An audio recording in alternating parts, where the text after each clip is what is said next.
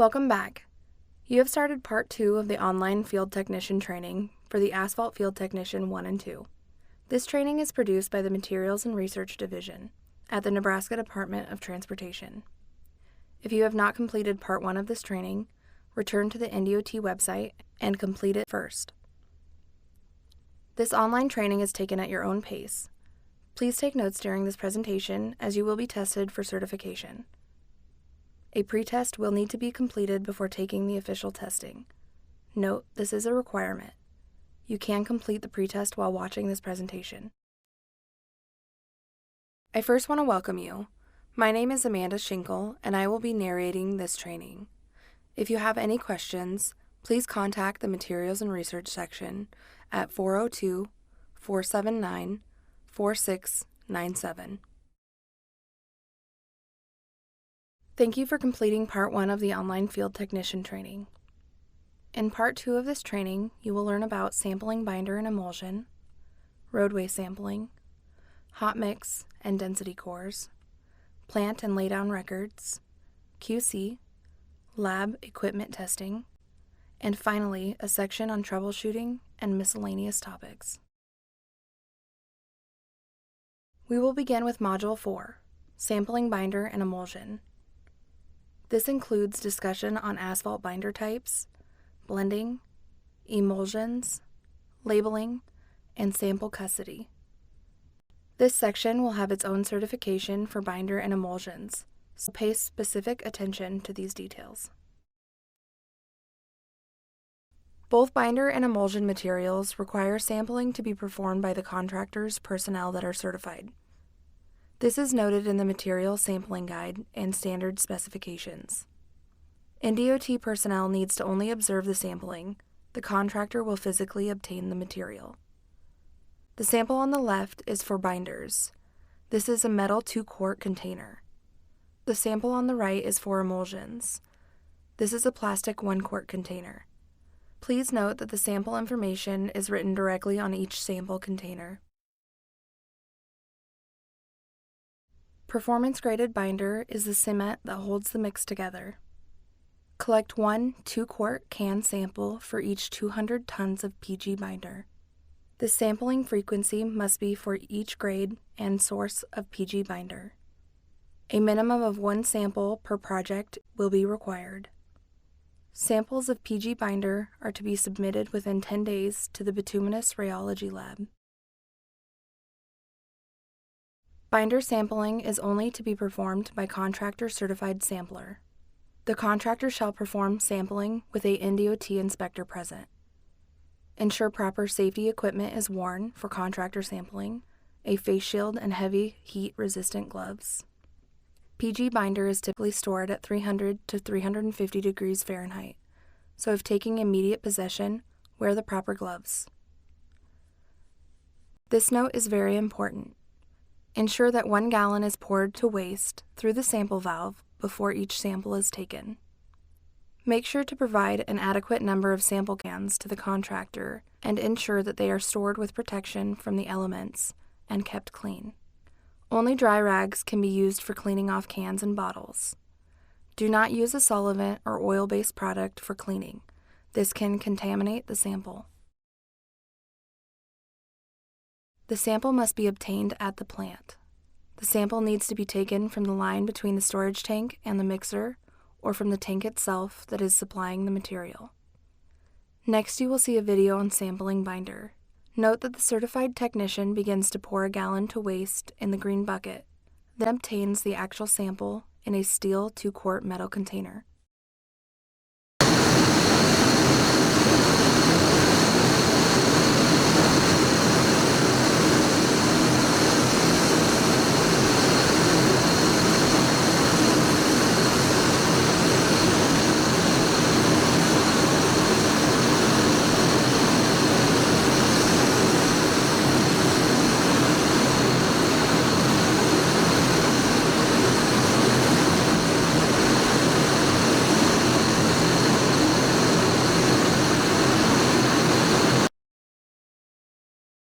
Now I will go over some of the naming conventions on PG binders.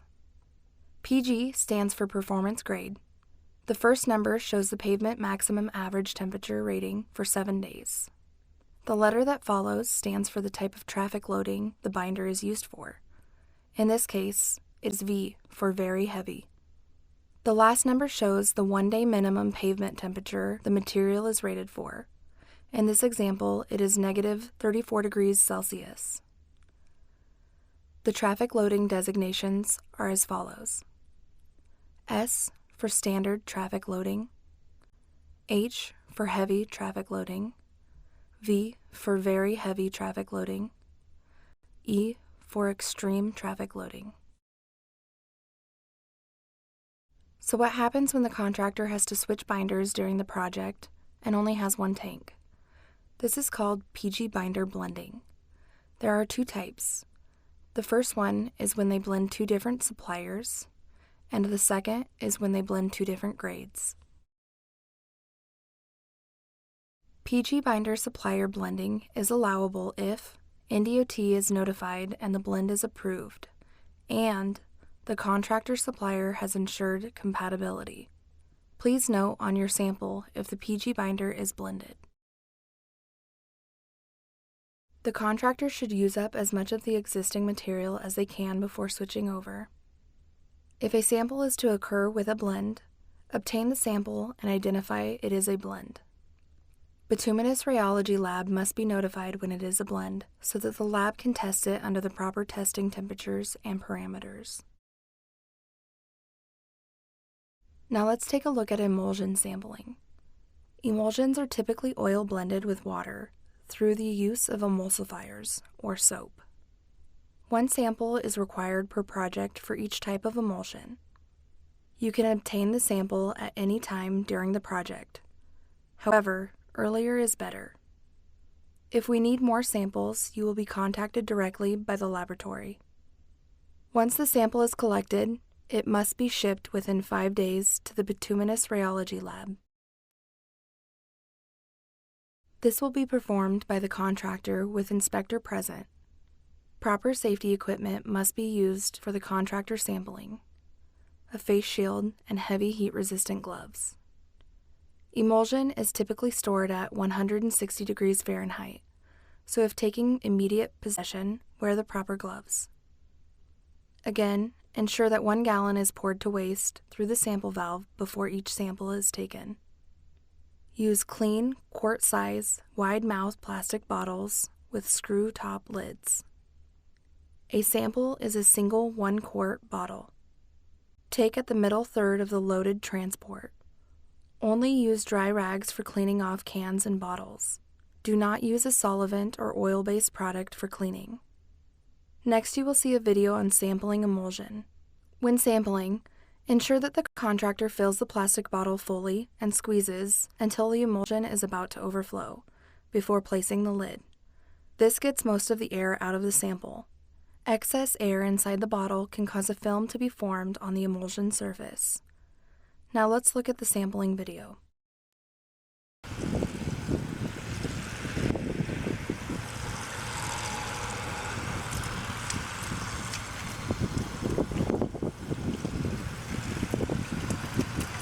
Filling the waste, 1 gallon waste.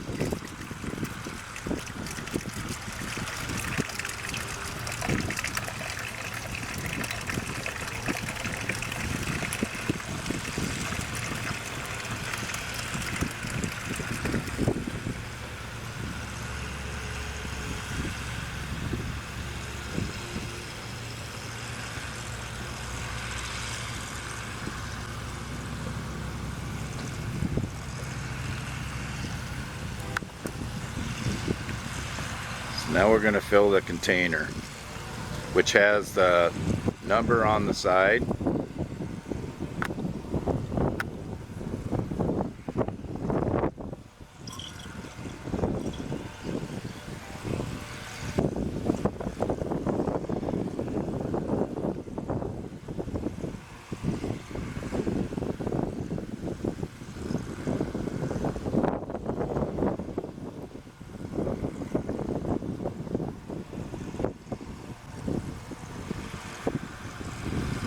This is sampling emulsified.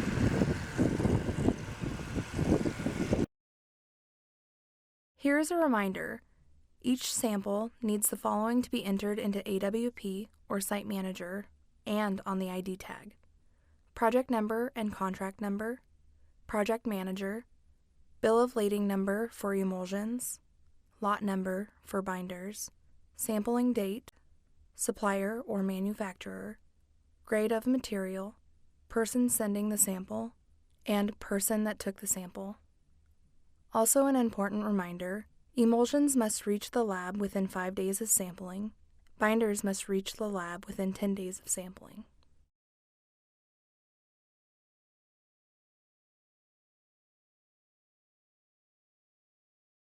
This is a good example of a sample ID where all the relevant information is filled out, including the lot number that the material is being used in.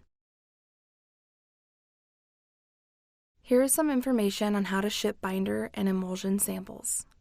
Sample containers are available at NDOT's purchasing and supply, along with boxes for shipping. If you are a consultant, contact your state representative for containers to ship. NDOT uses UPS Campus Ship to send the samples. Remember, the material must make the 5-day limit for receiving the emulsion samples to the bituminous rheology lab, and the 10-day limit for the PG binders.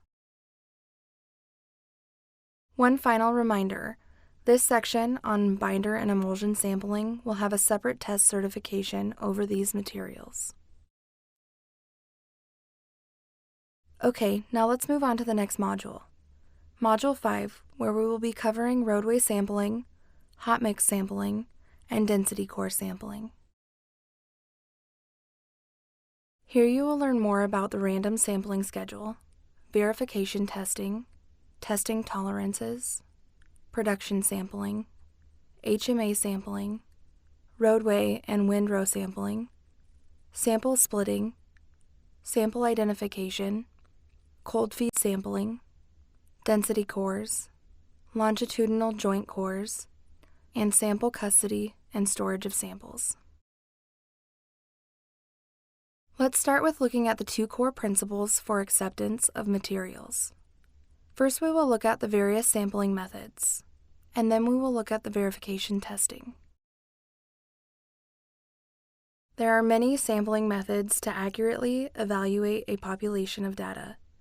The good news is that NDOT uses what is called a simple random sampling.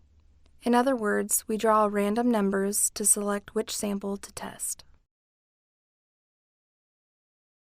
So let's look at the second core principle. It is verification testing. Here, the QC testing is performed by the contractor, and the QA testing is performed by NDOT. Each sample is split into 2 equal samples, 1/2 for the contractor and 1/2 for NDOT. The contractor sample is what is called the quality control test. The NDOT sample is called the quality assurance test, and it is quite that simple.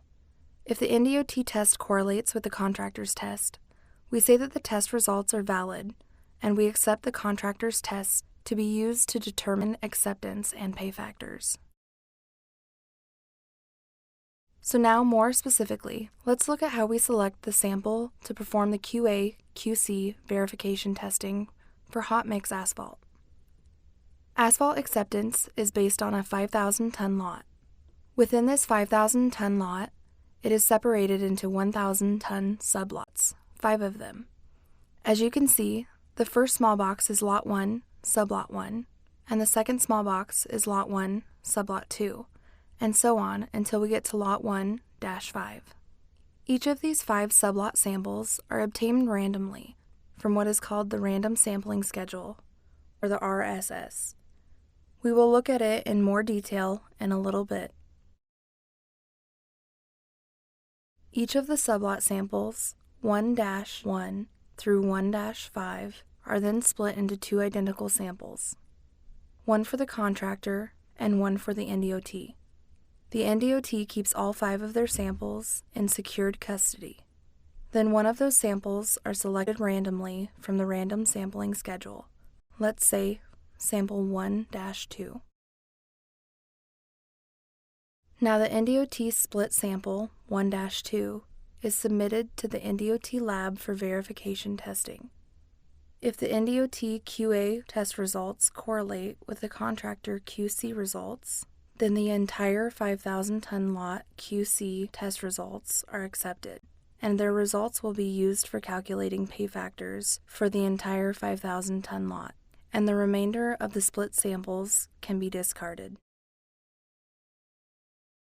If either the air voids or FAA results do not correlate with the NDOT lab results, we will reject the contractor's QC testing for that lot, and they must use the NDOT's results. This will also initiate a full review of the contractor's testing and equipment, what is called an independent assurance, or IA review, by the quality assurance team. The rest of the split sample must be submitted to the NDOT Quality Assurance Laboratory for further testing. Yes, we have a problem here. We will discuss more actions that take place when testing is not correlating between the NDOT and the contractor. Before we go into that detail, I want to discuss the RSS. So now let's take a look at the random sampling schedule that is generated for asphalt quality assurance and quality control sampling and testing. Each project has its own specific random sampling schedule. The random sampling schedule is computer generated and is available on OnBase. If you have not received or you have lost the random sampling schedule for your project, please contact your quality assurance manager. This is a top secret and confidential document that is only to be shared with NDOT staff. If you believe that it has been compromised and seen by the contractor's staff, you must get a new RSS generated. Our entire acceptance program for hot mix asphalt depends on this security. Now let's take a few minutes to familiarize ourselves with the random sampling schedule. Here is the random sampling schedule. An RSS is generated for each type of mix on your project. It is randomly generated and includes columns for each paving width that you should have on the project. First, you want to confirm that the random sampling schedule is for your project that you are working on. Across the header, you will find project number, control number, name of road, project material used, and asphalt type. Here I have expanded the top row of columns. The lot column shows the lot that you are on, which represents 5,000 tons each. The sublots each represent 1,000 tons. The ton to be sampled columns are to represent the truckload in which the sample is to be taken from. There are ways to keep track of your tonnage, either by the lot or by the project running total. We will discuss this further in later slides. The distance from edge and the distance to core columns are used to determine where the densities will be taken. Distance from the edge is measured from the outside edge of the lane being paved. Use the appropriate distance of edge column based on the width of the paving. The distance to core is the distance ahead or plus and back or minus station from the original sample station where the density will be taken. The recuts distance to core column indicates the distance ahead or back stationing from where the original hot mix sample was taken. The joint density column indicates the in or inside and out or outside joint where the joint density is going to be taken for the lot. Inside is toward the center line and outside is toward the shoulder. If the contractor chooses to use the gauge for joint densities, they shall cut a correlation core in Lot 1 and at a minimum of every 3 lots after that. The FAA-CAA cold feed column indicates the sublot in which the contractor is required to get the cold feed sample for the FAA and CAA testing. This also indicates the sublot in which the asphalt and cold feed samples will be delivered to the NDOT laboratory for verification testing. The field density column indicates the core that will be cut and delivered to the appropriate lab for testing. However, if the contractor chooses to use the gauge for density testing, all of the cut cores will be delivered to the NDOT laboratories. Please note, these are correlation cores, where one core is obtained every 15 sublots. The TSR column indicates the sublot in which the contractor will prepare and submit the tensile strength ratio specimens to the Lincoln Central Laboratory. So now let's put this RSS and the sampling together. Here is the project RSS. We will use sublot 1-2 in this example to demonstrate how the QA/QC process works, with the contractor performing the QC testing and the NDOT performing the QA verification testing.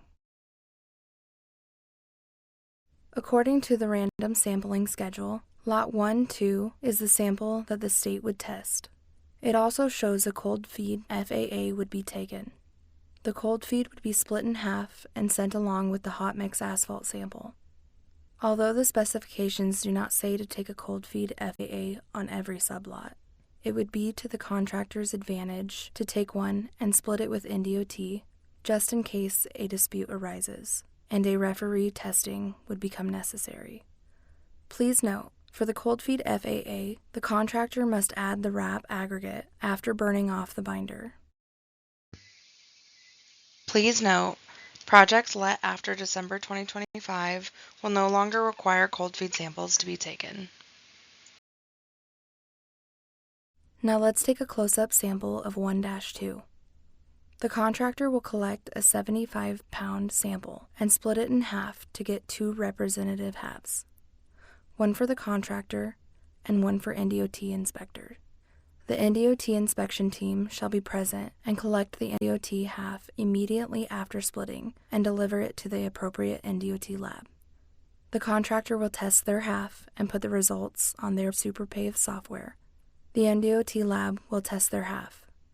The contractor's results and the NDOT's results are put into the NDOT lab test report sheet, and the results are reviewed to see that they meet allowable testing tolerances for all tests performed. The production tolerances and correlation tolerances will be reviewed for acceptance. Here is a list of the properties the sample is tested for: air voids, fine aggregate angularity, or FAA, asphalt content by ignition oven, gyratory density, or GMB, maximum specific gravity, or GMM, coarse aggregate angularity, or CAA, field core density, and gradations. The air voids and FAA are used for acceptance of the contractor's QC testing. The other properties are used for correlation only and would only initiate a review of the tester and equipment when out of testing tolerances. So what exactly happens if the two materials don't test the same? Well, this is considered out of tolerance material. As stated in the previous slide, if the air voids or the fine aggregate angularity do not correlate, this will result in rejection of the contractor's QC test results, and the NDOT results would be used to calculate pay factors. In the case of the other properties, they would trigger an IA review only. Again, we accept our contractor's quality control process for each lot based on air voids and FAA. Here is the exact language from the SuperPave specification section 1028.03.6b. Paragraph B. The result of the contractor QC testing will be verified by the department's verification tests. Any sample outside of the tolerances in Table 1028.15 and 1028.16 will result in an independent assurance, or IA, review of testing and may result in the department test results being applied. Subparagraph 1. On any given lot, if the results of the air void verification testing and its companion QC testing are within 1% air voids, the air void verification for the entire lot is complete, and the contractor test results will be used to determine the pay factors. If the air void verification test results and the companion QC test results are outside the above tolerances, the results for the verification testing will be used to determine the pay factor for that sublot. Any and all the remaining 4 department sublot samples may be tested, and the department sublot test results may be applied to the respective sublots, and the resulting pay factors will apply. Subparagraph 2. On any given lot, if the results of the FAA verification testing and its companion QC testing are within 0.7%, the FAA verification for the entire lot is complete, and the contractor test results will be used to determine the pay factor. If the FAA verification test results and the companion QC test results are outside of the above tolerance, the results from the verification test will be used to determine the pay factor for that sublot. Any or all remaining 4 department sublot samples may be tested, and the department sublot test results may be applied for the respective sublots, and the resulting pay factors will apply.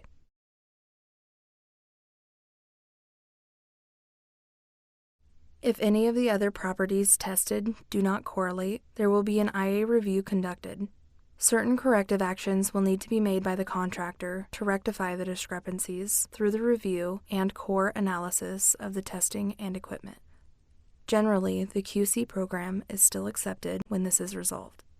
The NDOT Quality Assurance Team will keep you advised of the steps you need to take and the outcome of the IA review and additional testing results. There are 4 samples we obtain for asphalt. First, the cold feed or aggregate sample, and next we will have the liquid binder sample. We will then need to collect the blend of aggregate and binder that makes the hot mix asphalt sample. And finally, the compacted asphalt, or better known as the roadway density core. Now let's go back to the random sampling schedule sheet. Here you can see the X marked in the cold feed sample column.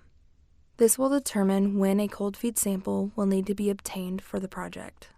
This will be obtained in accordance with the running total of tonnage, and be done at approximately the same time the hot mix asphalt sample is obtained. If you need help understanding the RSS, please contact your project manager or quality assurance manager.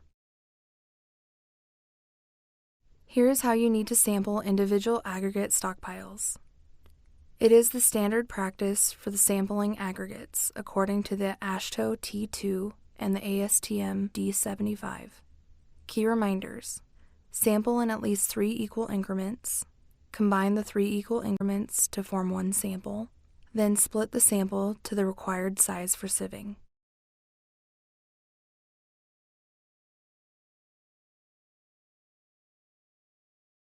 Now we are going to cover the cold feed sampling. This sampling is at the plant and only done by the contractor. Please note, projects let after December 2025 will no longer require cold feed samples to be taken. The first method is conveyor belt sampling. They must stop the plant in order to obtain the sample. A template is used to block out a section of material on the conveyor belt. Then the material is scooped out. All material within the template needs to be removed. The fine material will be swept out with a brush and collected. This will need to be repeated to get 3 increment samples. The next method is the stream flow method with a diverter chute. The chute gets diverted and a small sample goes down the slide area. They will still need 3 increments for the combined sample. Next you will see a video showing different types of methods. Again, this is to be taken by the contractor while the NDOT personnel is observing. Notice there are 3 incremental swipes for the samples. The first method of collecting a cold feed sample shown is by stream flow. A contractor passes a container through a diverted aggregate stream.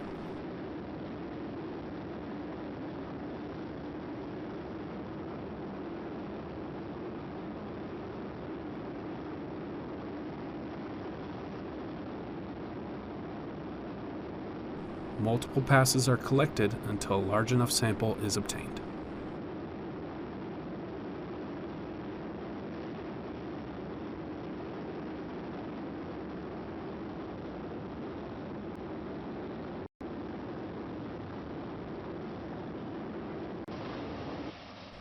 The next method shown is from a diverter chute. A mechanical arm sweeps across the belt and sends material into the chute to be collected at the bottom. The final way shown, a bucket collects the stream and is sent to the chute to be collected at the bottom.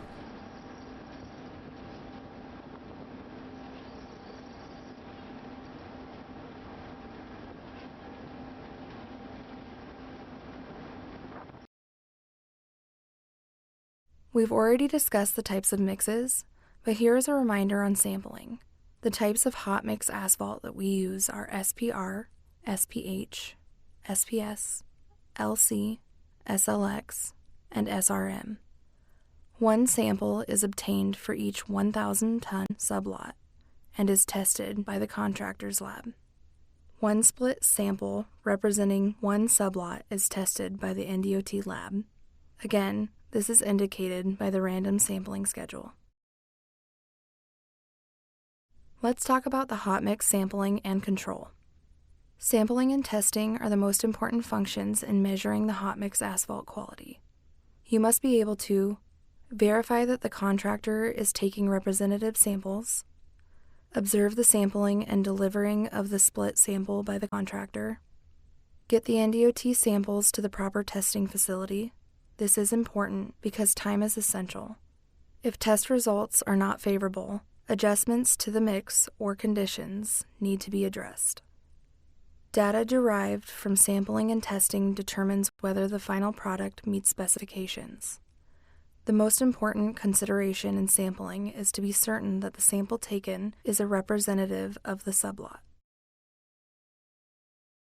Now let's go over an example to calculate where the sample is going to occur based on the day's production. Yesterday's production ended where the red line is, and let's say that was 3,931 tons. The next sample that needs to be obtained will be for lot 1-5, and tonnage will be at 4,600. So we will need to subtract 4,600 minus 3,931, which equals 669 tons. That will be the tonnage when sample 1-5 is taken during today's production. But how will you know how much tonnage has been delivered to the job site?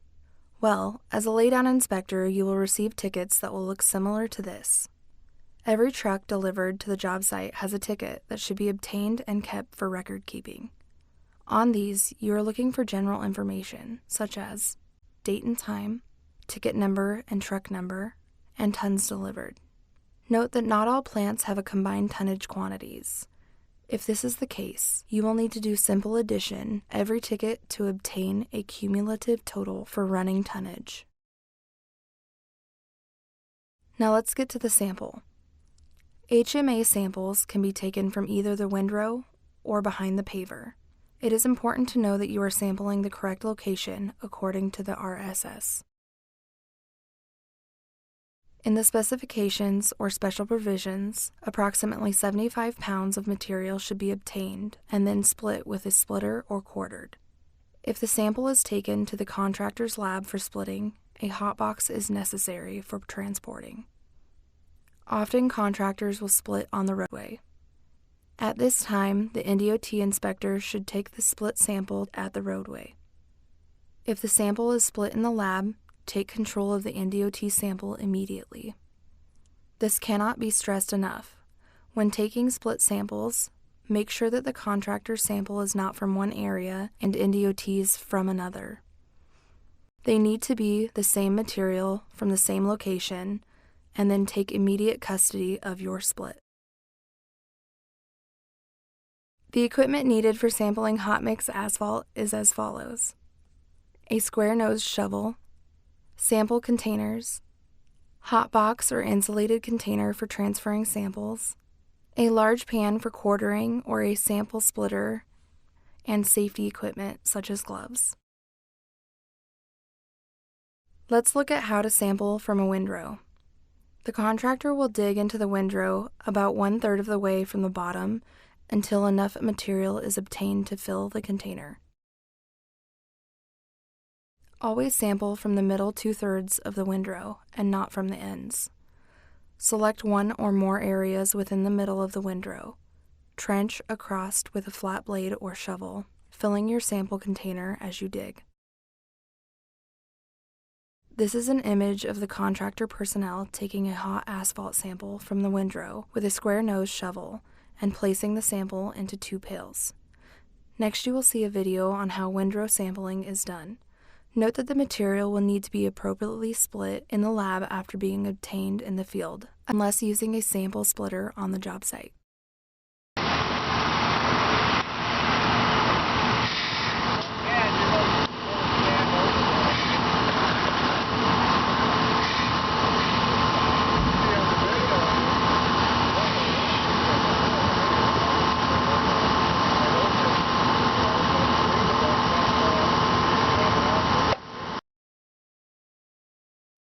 This image shows the 2 splits of random samples that have been taken from the windrow. These must be split while the material is still hot. HMA sampling from behind the paver. Again, as an inspector, you should be making sure that the sample location is correct according to the NDOT random sampling schedule. The area that is to be sampled should be marked with a template or shovel. Ensure the area is large enough to obtain the correct amount of sample for both the contractor and the NDOT lab, approximately 75 pounds. All the material for the marked area should be obtained. The picture on the left is of a hot box or insulated cooler with 2 buckets that will be kept inside the cooler until able to split. It is important to keep the sample hot. The picture on the right is of a quarter splitter. It provides a 4-way split with buckets to catch the material. 2 buckets are taken from opposing corners, which will represent 1 sample. These 4 buckets will produce 2 samples, one for the contractor and one for NDOT. Here are more views of the mechanical quarter splitter and how it is used. Notice the 4-way split and the buckets used to catch the asphalt. After the sample is split, the buckets on opposing sides are combined to make 2 samples. Here is how to split a sample by the pan quartering method. First, dump the entire sample into a large pan. Then spread the material out evenly in the pan. Cut the sample into quarters. Then take opposite quarters for each sample. Next, we will discuss providing all the proper identification information for the sample. Proper labeling of split samples must include project number, date, lot and sublot number, type of mix, the station number, which lift the sample was obtained from, which lane the sample was obtained from, and the JMF number or job mix formula. When delivering a sample to the NDOT lab, please make arrangements for the contractor to send their correlation testing results. Since it's so important, I want to reiterate some of the points about sample storage. The hot mix asphalt sample from the random sampling schedule is the sample that will be delivered to the NDOT lab. This should be done as soon as practical. The contractor's results shall accompany the sample to the NDOT lab. NDOT split samples not delivered to the NDOT lab shall be stored in a clean, dry, and secure location. The storage of these samples should not be at the contractor's lab. This is an image of a sample bag containing a random sample for the NDOT lab. Note that this sample has all the required identification labeled on it: project number, JMF number, type of mix, lot number, date sample was obtained, tonnage, station sample was taken at, job name with the control number, and the lane the sample was obtained from. Now let's take a look at roadway density samples. Density samples are taken for determining density for each 1,000-ton sublot, at locations specified on the random sampling schedule. For every 5,000 tons of asphalt, there will be 5 cores one for each sublot. The average of these 5 density samples will determine the acceptance and pay factors for the lot. For density testing, the contractor will determine the test method in the pre-construction meeting, either by cutting cores or using a density gauge. If using the density gauge, the cores must still be cut and tested for Lot 1 to establish correlation. Density testing will be performed by the contractor under direct observation by the NDOT project personnel. Some things to note about density samples. When the nominal layer thickness is 1 inch or less, density samples do not need to be taken. When the average thickness of the 5 cores in a lot is 1 inch or less, the testing of the density for this lot will be waived. If the nominal and average thickness are both more than 1 inch, but some of the cores are less than 1 inch, more cores shall be cut at random locations so that all 5 cores for the lot are 1 inch or thicker. If at the completion of the project the final lot consists of less than 5,000 tons, a minimum of 3 density tests shall be taken. So what cores go to the NDOT lab for correlation testing, you might ask? Well, we need to go to the random sampling schedule again.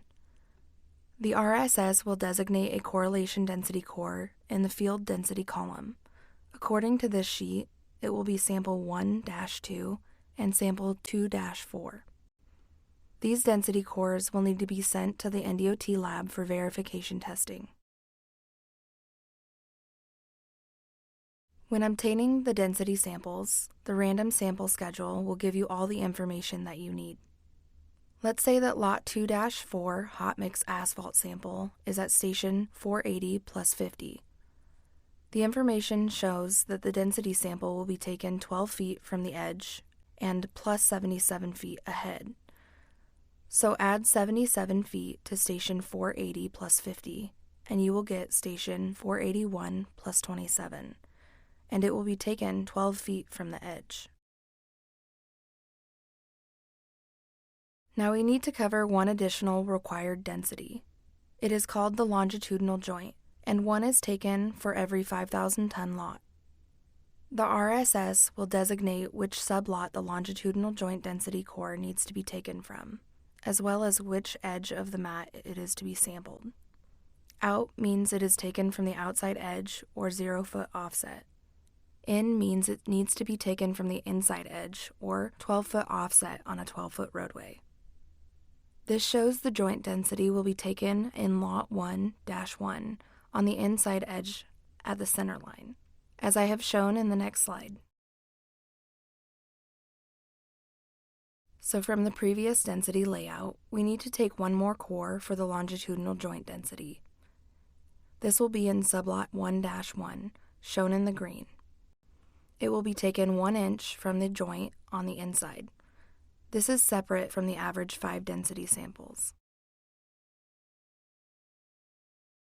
Since the longitudinal joint density core is separate from the other 5 density samples in the lot, it requires a different pay factor as shown in this table. This pay factor table is also in your contract and is automatically calculated into the software. Okay, now let's look at how we need to get the roadway density cores. This picture is showing the contractor cutting a density core. The inspector is responsible to mark the location. When you mark the density location, make some distinct paint marks on the road and tell the contractor to cut the paint so that you can positively identify the core. In fact, taking a picture and keeping it in your phone for custody identification is a good practice. This is how it will look once the core is taken from the road. The hole that was created will need to be filled with material by the contractor. This is an example of an asphalt core that has been cut and labeled with a paint pen. The contractor will test this after allowing it to dry from being cut. The inspector will then bring it back to the appropriate NDOT personnel so it can be tested for correlation at the NDOT laboratory. The density cores need to be labeled with the following information: the type of mix, the JMF number, and the lot number. If we read this core, it says that this sample is an SPH mix with a JMF number of 513, and it was taken from lot 2-1. Let's discuss how a density correlation is conducted between a core and a density gauge. This is the location of the density test. It was figured from the RSS. As you can see, this location is clearly marked and labeled for lot 1-1. This slide shows the density gauge on the left and the reading locations on the right. This density gauge is called the PQI, which stands for Pavement Quality Indicator. You will notice that there are 5 readings taken at each density location. This layout is shown in the contract specifications for reference. Here is a visual of the gauge pattern to determine density. Notice its position on the painted circle core location. The center photo is on the painted core location. Now notice the photos in the other 4 quadrants. The gauge is being moved over the core's offset, as shown in the previous diagram. For longitudinal joint density and correlation, when using the density gauge, use this pattern. Make sure to use the density gauge 1 inch from the mat edge, as detailed in the provisions by the random sampling schedule. Now let's look at the density reporting form. This page is completed by the contractor and is embedded into the contractor SuperPave software. Note that this page has the project number, location, type of work, control number, mix type, and JMF number all at the top of this page. If the contractor has low densities and pay factors, a set of new core recuts can be requested by the contractor. This is an all-in decision. The contractor must recut all the 5 mainline cores, and this will be the final density measurement pay factor for the lot. This will be allowed in lots with a density pay factor of less than 1. These recut density cores are to be taken no later than the working day following the completion of the lot. No re-rolling is allowed. The average density of the recut cores shall be used to establish the density pay factor for the full lot. So where do we recut the cores? There is one column on the RSS for recuts. Just go to the recuts column. For this example, let's look at the sample 2-4 again, which shows plus 13 feet for the recuts on this sample.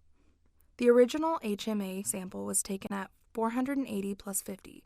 The original core was taken at station 481 plus 27 at 12 feet from the edge. The new recut for 2-4 is 480 plus 50 plus 13 feet, which equals sampling at station 480 plus 63. The offset for the recut will remain the same as what is established in the RSS. This example is 12 foot from the edge. When cutting cores, NDOT personnel will observe the contractor cutting the core. NDOT personnel will then take immediate custody of the cores upon completion of testing. The cores shall be positively identified. When the contractor chooses to determine the density with a density gauge, the voidless number, determined from the RICE test, must be used for each test. Readings shall be verified by NDOT personnel, and verification tests shall be taken by correlation core samples every 3 lots, 15 density tests. As we move into Module 6, we will discuss plant and laydown records, QC testing, and lab equipment testing. This will include an overview of asphalt plant records, asphalt laydown records, QC testing, and SuperPave software. Well, I know this looks like a busy sheet, but it is very vital to the project. The next 18 slides contain several busy project tracking spreadsheets. I want to cover them to just get you familiar. You will learn more on entering data in the sheets when you are actually using them on the projects. Here is the first one, the Asphalt Plant Book. This helps inspectors keep track of how much material was used, where it was placed, and if there was any waste. Inspectors should go through this with their contractor daily to make sure that everyone agrees on the quantity. Daily agreement on quantities will save you a lot of time and avoid arguments on quantities at the end of the project.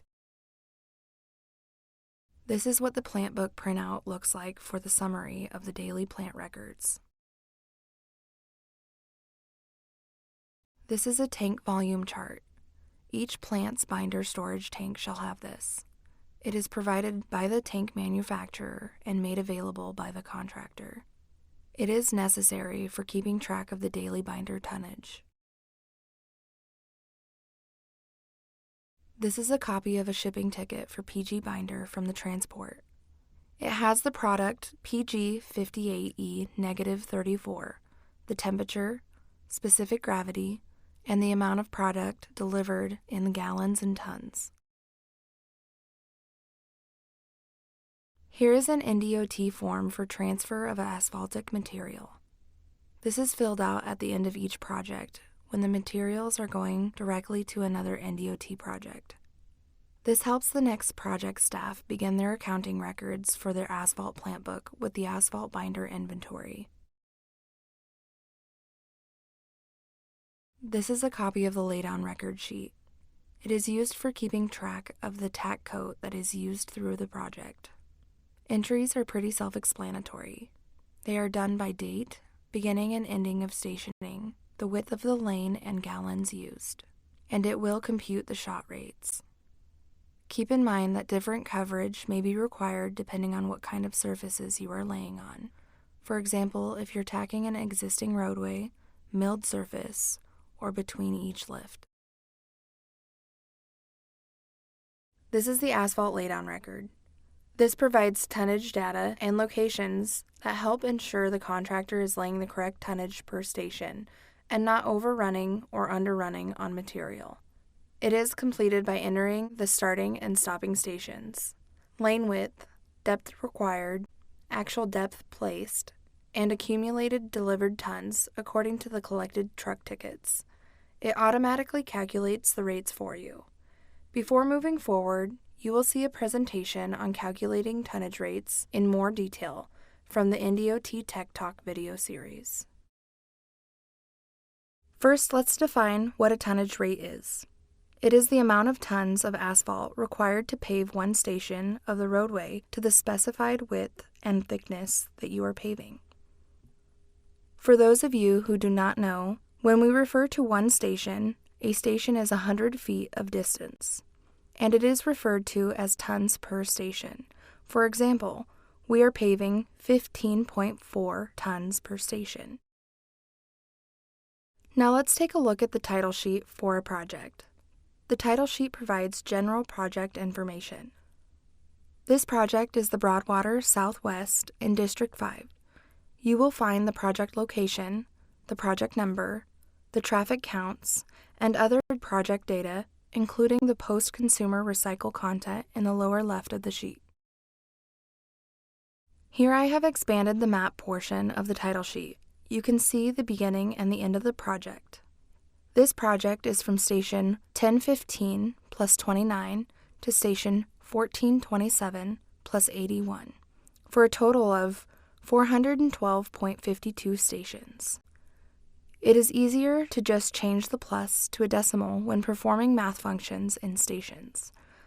Another way to think of it, this project has 412.52 100-foot sections. A few pages into the plans, you will find the summary of quantity sheets.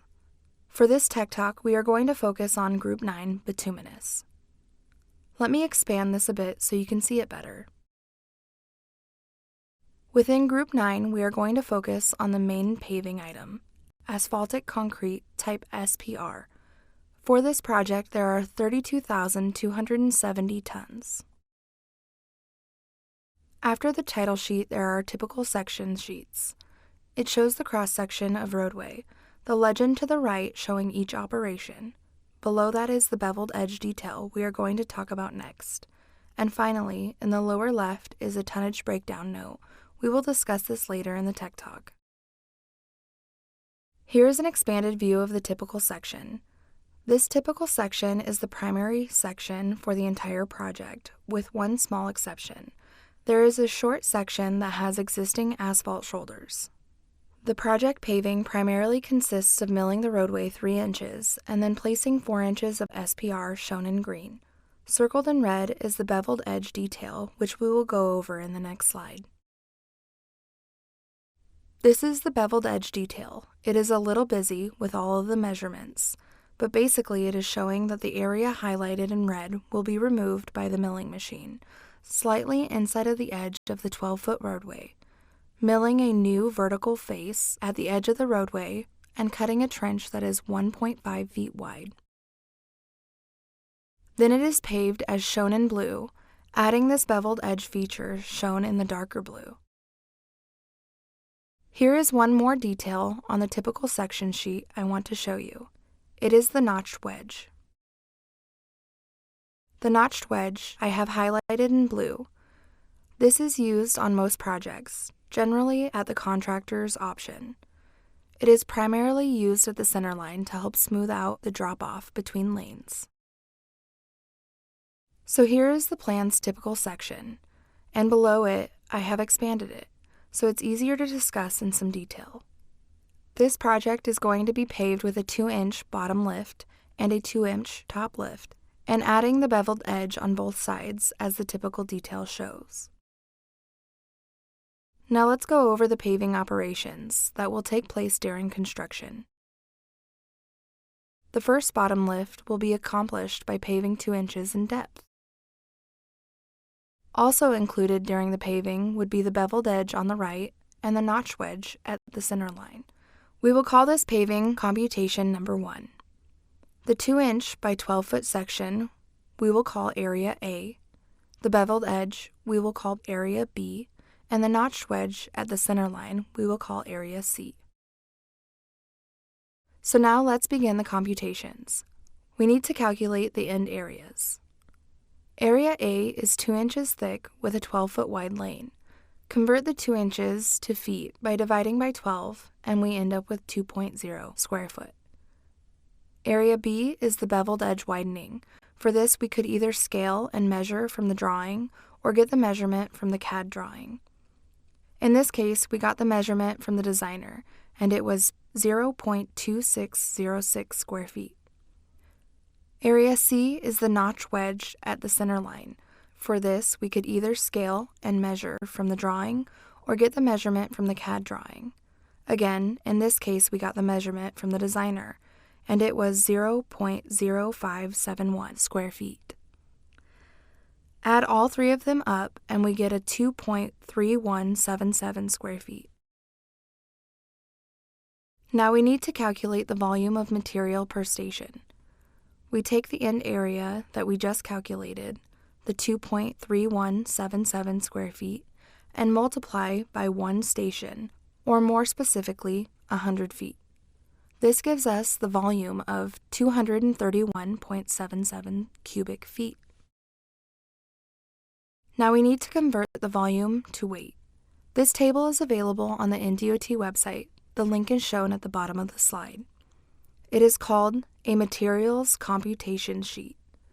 Here we need to find the unit weight of SPR per cubic feet, and it is showing that the SPR is 148 pounds per cubic foot. Now we need to convert the volume of tons of material. Take the volume, 231.77 cubic feet, and multiply by 148 pounds per cubic foot, and you get 34,302.96 pounds of SPR. Now divide it by 2,000 pounds to get the amount of material into tons. That comes to 17.15 tons in 100 feet of paving, or more commonly stated as 17.15 tons per station. We also need to add the slope and profile corrections that we will cover towards the end of the Tech Talk. Now let's look at paving the matching lane. We have the 2-inch bottom and the widening section and the notch wedge from the previous paving. We will call this paving computation number 2. Let's call the lane area Area A, the beveled edge widening Area B, and the notched wedge paving Area C. Again, Area A is 2 inches by 12 feet for a total of 2.0 square foot. Area B from the CAD drawing is 0.2606 square feet, and Area C from the CAD drawing is 0.0571. But this section must be subtracted since it was paved during the first lane of paving, so the total comes to 2.2035 square feet. So now we have the end area, and we multiply times 100 feet to get the volume. Convert the volume to tons by multiplying 220.35 cubic feet times 148, which equals 32,611.8 pounds. Now divide by 2,000 to get it into tons, and we have 16.31 tons in 100 feet of paving, or 16.31 tons per station. Again, we will discuss adding the S&P correction tonnage towards the end of the Tech Talk. Now let's look at paving the first lane of the top lift. We will pave the 2-inch thick lane and the widening section and the notch wedge all at the same time. We will call this paving computation number 3. Let's call the lane area Area A, the beveled edge widening area Area B, and the notched wedge paving Area C. Again, you are getting this. Area A is the 2-inch by 12-foot lane that is 2.0 square feet. Area B from the CAD drawing, this time, is 0.0585 square feet. Area C is also from the CAD drawing. It is 0.0571 square feet. Sum them together and the end area is 2.1156 square feet. Now we have the end area of 2.1156 square feet times the 100 feet to give us 211.56 cubic feet. Multiply this times the unit weight of the SPR of 148 pounds per cubic foot, then divide by the 2,000 pounds to get it into tons. That equals 15.66 tons per station. And finally, we will do the same computation for paving area number 4. Again, we computate area A, B, and C. Remember that area C is subtracted this time because the notched wedge was already paved in the previous slide. Take the end area of 2.0014 square feet and multiply by 100 for the volume, and we get 200.14 cubic feet. Now multiply times the 148 pounds of unit weight and divide by 2,000 to convert into tons. We get 14.81 tons per station. Now we have computated all 4 of these sections. Let's take a look at the slope and profile tonnage corrections for section 1 and 2. The S&P tonnage is the tonnage allowance in the plans designated to be placed in the lowest lifts of the asphalt to account for slope, profile, and smoothness corrections. Again, this is to be placed in the lowest lift of paving on the project. So let's take a look at the project tonnage design for this project. Looking at the Group 9 item SPR, the planned quantity is 32,270 tons. Now let's look at another sheet in the plan set that is just past the typical sections sheet. It is called the General Information Sheet. On this sheet, it shows the super elevation correction for curves on the project and the super elevation rates. Let's expand the sheet to see it a little better. Here it is blown up a bit. You can see on the table at the right, it shows the super elevation tonnage and correction of 850 tons.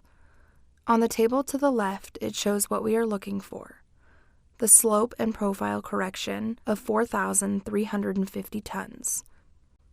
This 4,350 tons is the tonnage that must be utilized in the lowest lift of paving and reflected in our tonnage rate calculations.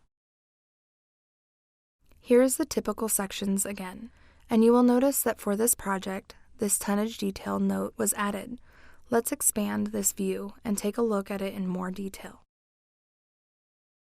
This is the new information only box that will be shown in all plan sets. You will start seeing them beginning in 2023 designed plans. This is a quick and handy breakdown of all the plan SPR tonnage. The S&P correction tonnage will be shown here, and it is 4,350 tons as we saw earlier. Now we know that we must include the 4,350 tons into the bottom lift tonnage rates. This will be utilized over the 412.52 stations of the project. So now let's take the 4,350 tons and divide it by the 412.52 stations, and we come up with the 10.55 tons per station S&P correction allowance for the project.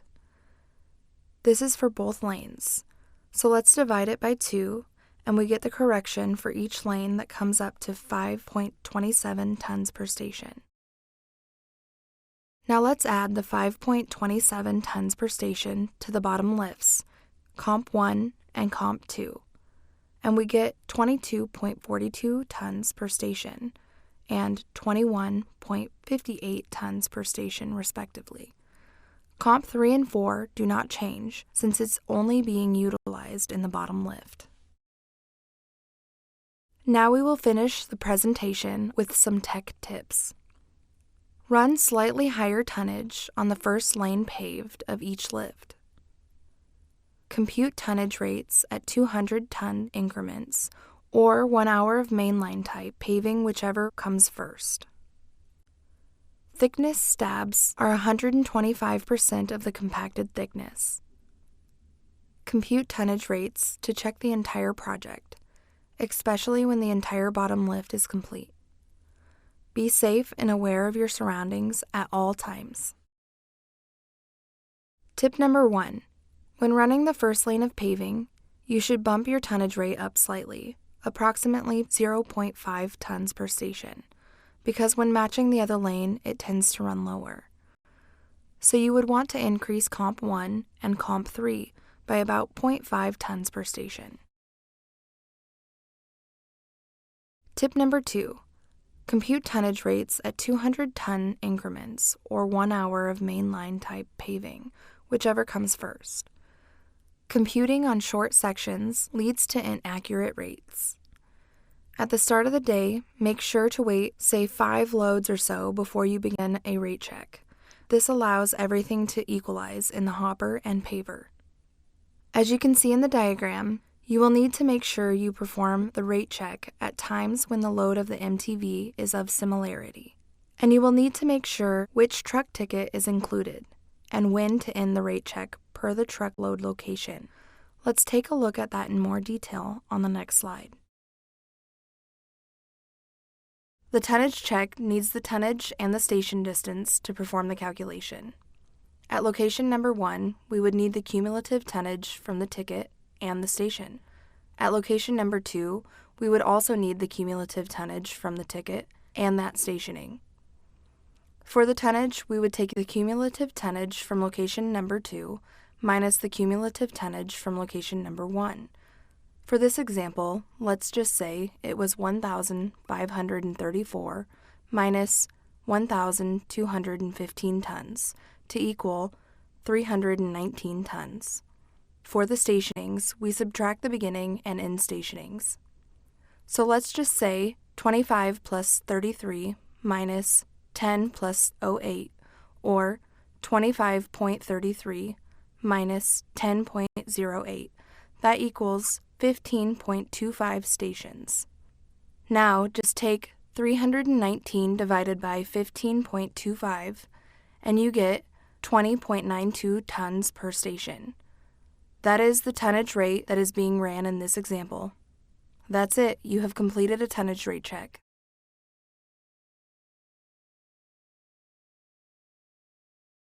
Tip number 3.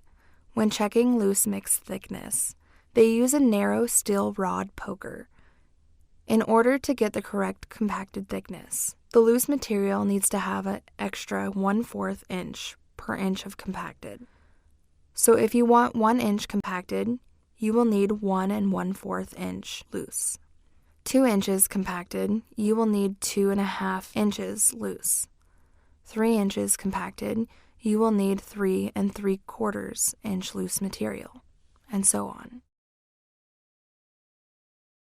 Tip number 4. Compute tonnage rates to check the entire project, especially when the entire bottom lift is complete. Calculate tonnage at several large milestones, such as halfway complete on each lift and when the bottom lift is complete. When the bottom lift is complete, it is most important because you can adjust the top lift rate to hit your planned quantity nearly exact. And the most important tip we saved for last: safety. Safety is everyone's business. Be aware of your surroundings and always watch out for each other. You are NDOT's most valuable asset. This sheet is what is entered during the laydown. It documents exactly where the inspector took the samples, according to the random sampling schedule. This worksheet does not replace the random sampling schedule. It just helps keep track of the daily laydown sample data and necessary checks, such as temperature, slope, and thickness. This is another summary sheet. It is generated from the laydown data. The laydown inspector and plant inspector should go over this with their contractor daily to make sure everyone agrees on the quantity. That way, at the end of the project, you agree on quantities. Again, this will save you a lot of time. Next, we will move into testing in the lab and how it is performed. You will see different videos for each testing method. In this video, we will show the proper testing procedure for an asphalt sample. The sample has been brought to the proper temperature, verified by a thermometer.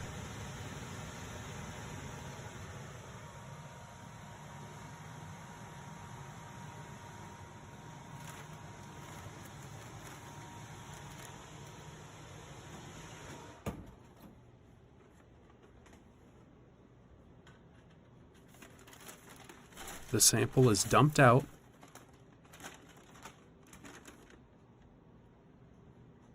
and then thoroughly mixed. The first test being shown here is for the gyratory compacted density with voids, or GMB.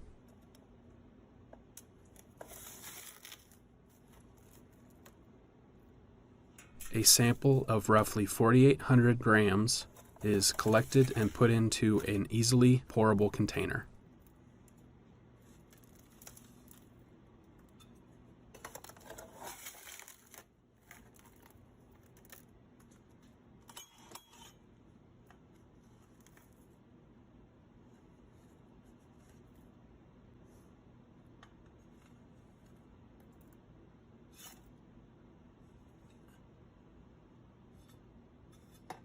After the proper amount has been collected, a thermometer is put back into the sample and put back into the oven so it can reach the proper compaction temperature.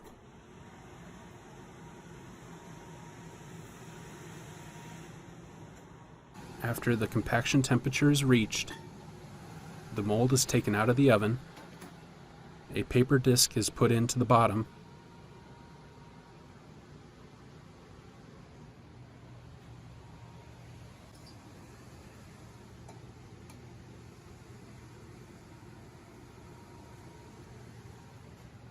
a funnel is then used to put the sample in one continuous motion.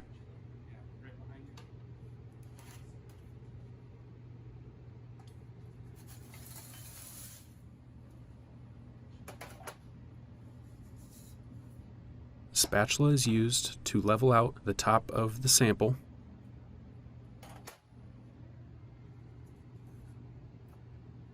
And then a top paper disc is placed in.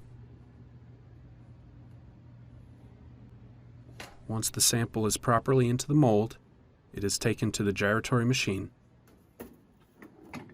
The notch on the front of the mold will match up with the screw in the gyratory machine, and then the machine is started.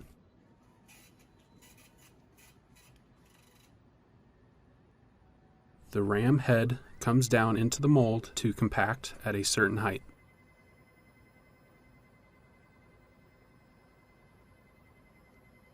Make sure the ram head is properly aligned.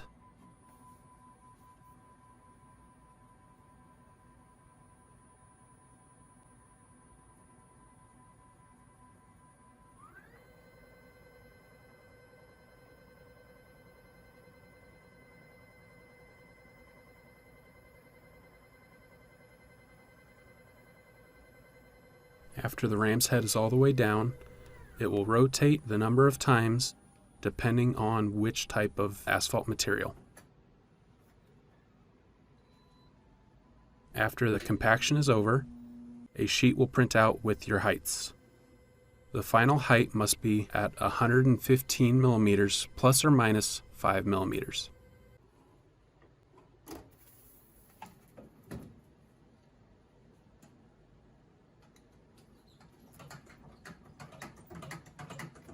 The sample is then extruded .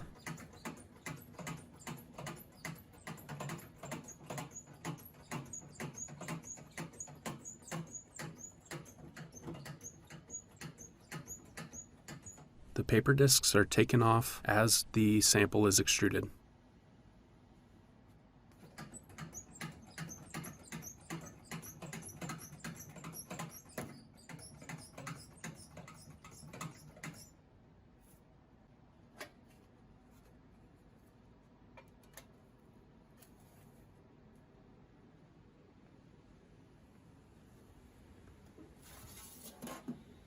The sample is then placed in front of a fan to cool down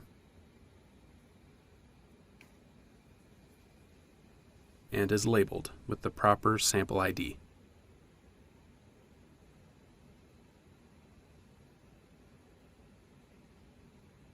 For the density test, the sample is placed on top of the scale to get its initial dry weight.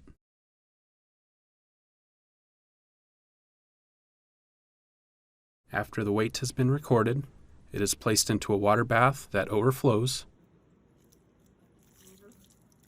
The water bath must be at a temperature of 77 plus or minus 1.8 Fahrenheit for 4 minutes plus or minus 1 minute.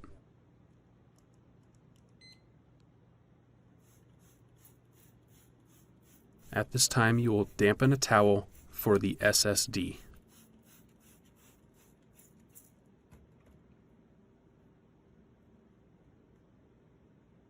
After the 4 minutes is up, record the weight in water. Then remove the sample and place on the dampened towel to absorb the excess moisture.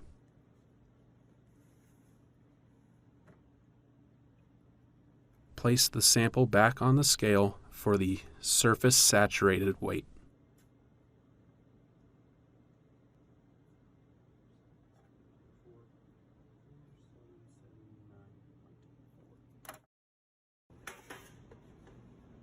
The next series of tests is the burn-off and gradation FFA tests.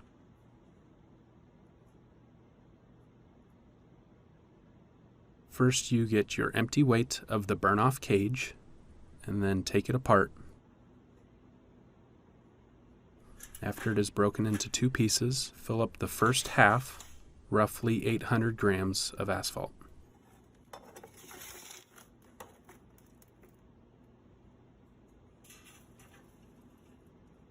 After 800 grams are placed, spread out evenly.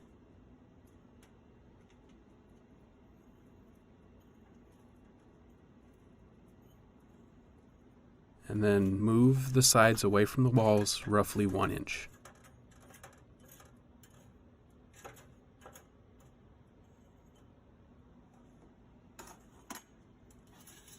Place the top half of the cage back on.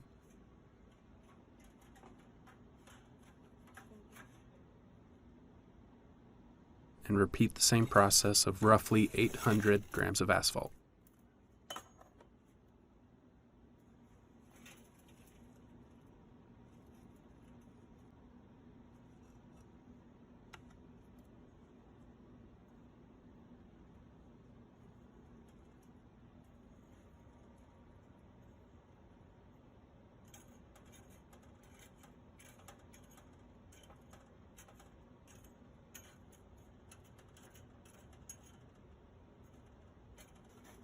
After the top half is finished, place the top and the clamp back together.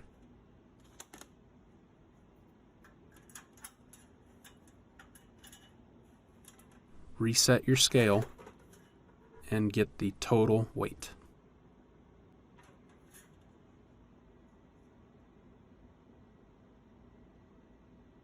Now you can subtract the total weight from the empty basket weight to get your sample weight.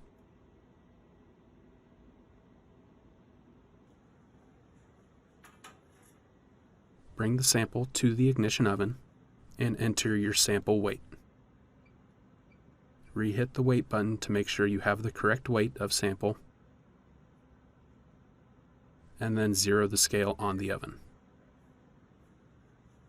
Always make sure to wear proper protective equipment.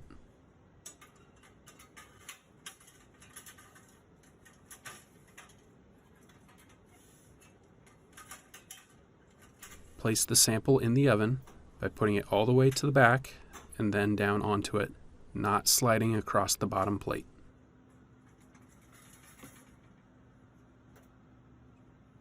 Close the door and then wait for the scale to even out, making sure it's within 5 grams of the total basket and sample weight. Then you can start by hitting start. Make sure the door is locked and that the sample receipt is starting to print. After it is done, remove the receipt with the sample information.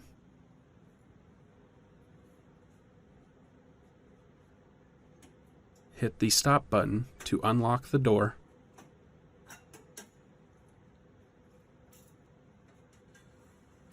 And then remove the sample.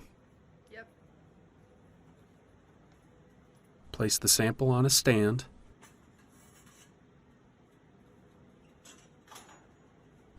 And put a warning over top of it to prevent anybody else from touching it because it is still very hot.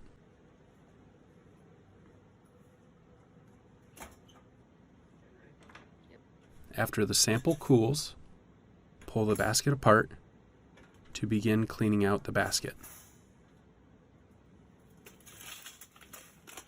Use brushes to completely clean out the baskets.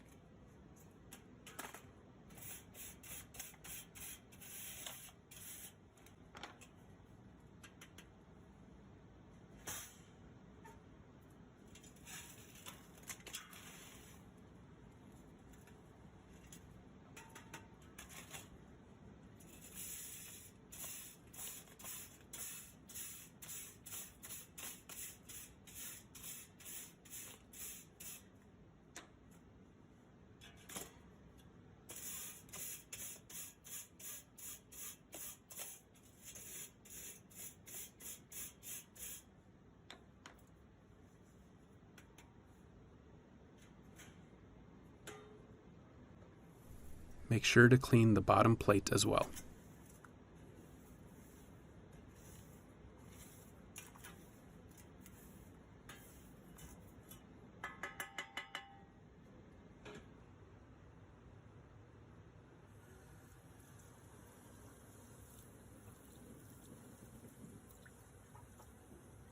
Next is the washing of the sample. First, you must wet the sieves and the sample completely before adding a soap agent to the sample.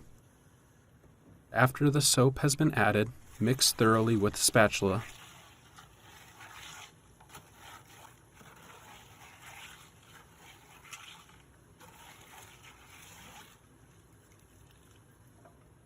Then dump the sample over a set of sieves, either a 10 or a 16 sieve over a 200 sieve.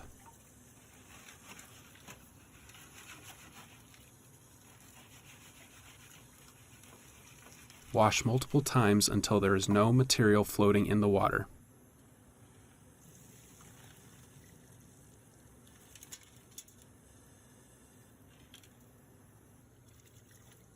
Once there is no more material floating in the water, you can clean the sieves to put back into the sample.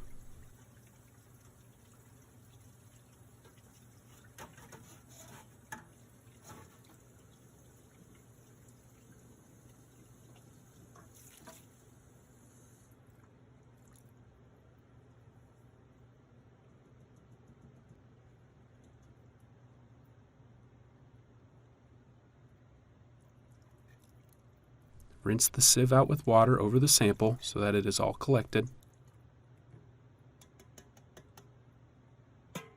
Then place the sample into an oven at roughly 110 degrees Celsius. When the sample is dry, remove it from the oven to let it cool.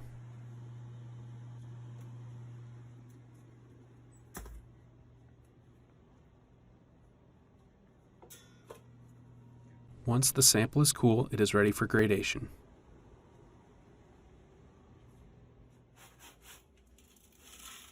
First, clean the pan, put it into a scale to collect the initial weight.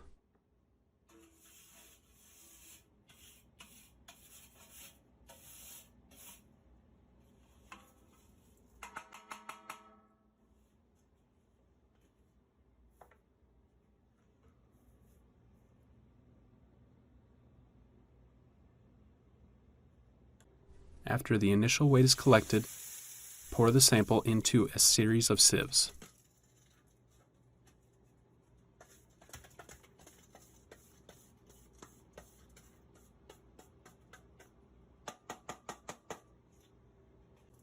Place the sieves into a shaker and shake for 10 minutes.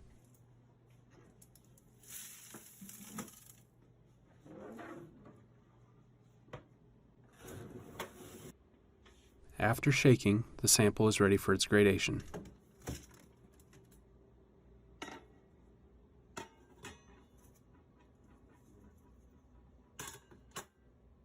Remove the aggregate from the sieves back onto the scale and record the weight.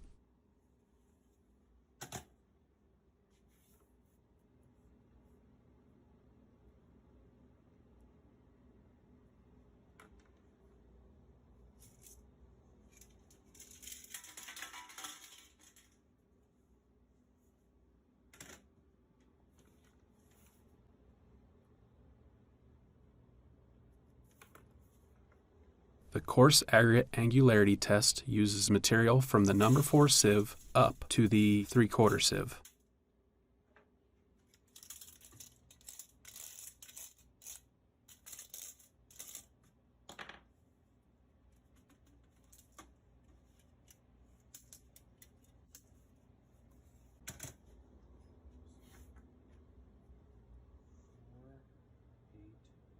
Once the 3/4 sieve to the number 4 sieve's total weight has been collected, write the weight down and then pour out into a pan. Pour this aggregate out into a pan and check for any aggregate that has no fractured face. Fractured face is any rock with a sharp edge to it, so we're looking for any that have round edges.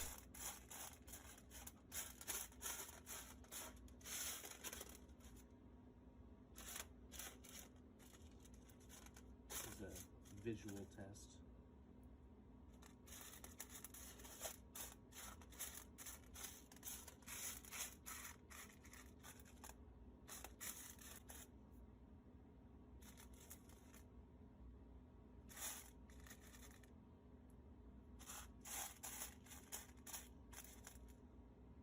After all of the round rocks have been picked out, place those back onto the scale and record the weight.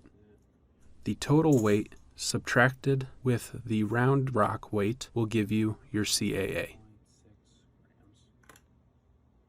After the CAA is collected, you can finish the gradation, recording all of the weights. The FAA uses aggregate from the 8- sieve to the 16+ sieve.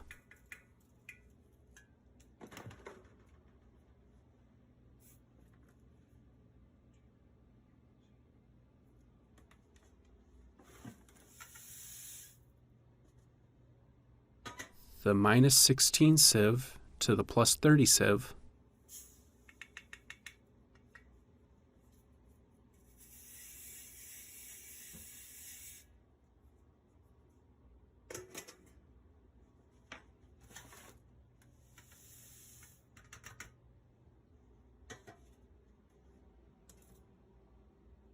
the -30 to the +50 sieve,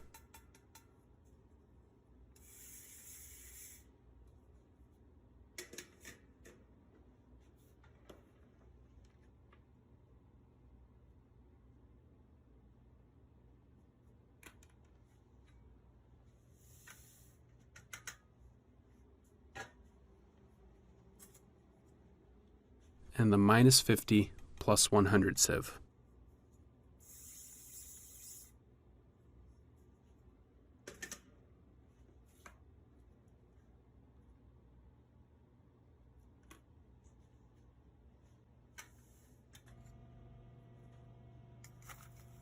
To test the FAA, you must scoop out proper sample sizes from each of the collected material that we took earlier.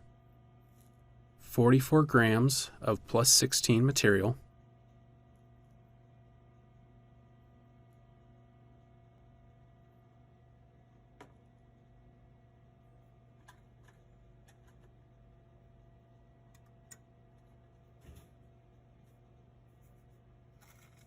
$57 of +30 material,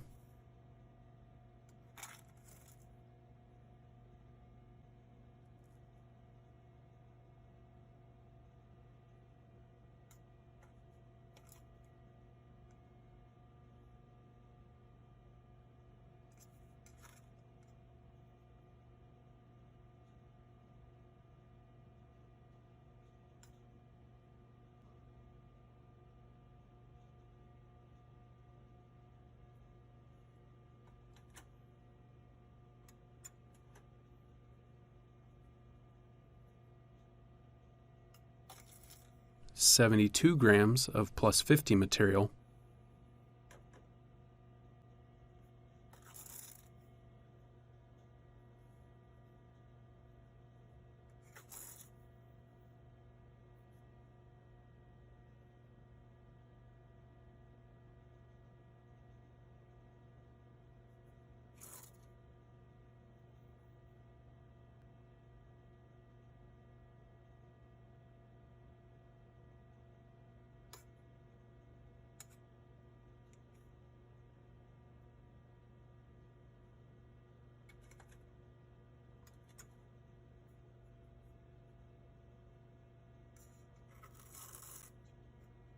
and 17 grams of +100 material.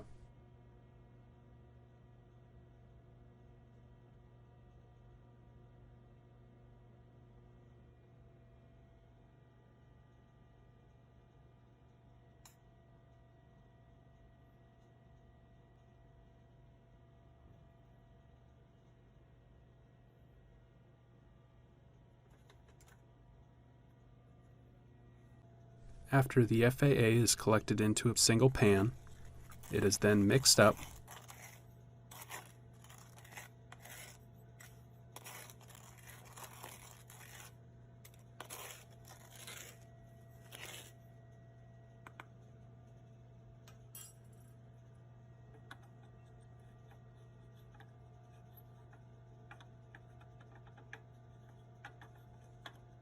After the aggregate is thoroughly mixed, place a finger underneath the bottom of the funnel, pour the material in with 4 to 6 seconds, level the top of the mound,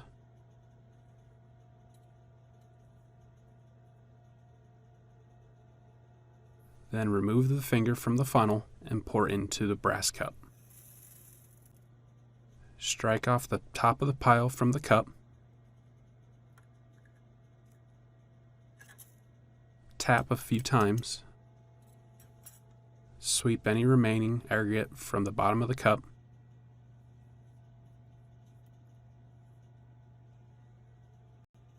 then record its weight.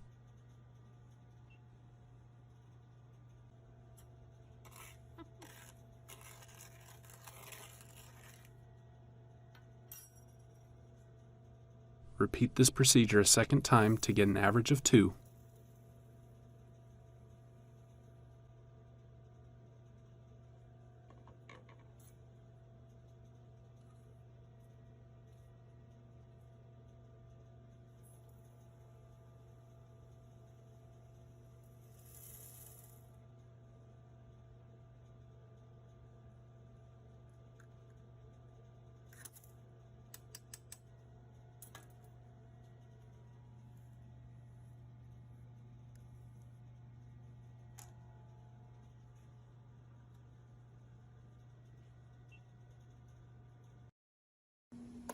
The final test shown here is the Rice or voidless density test.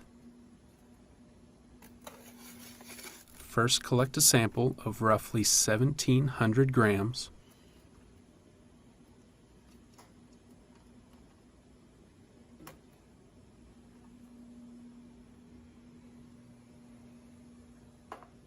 Place that sample in front of a fan to help cool it.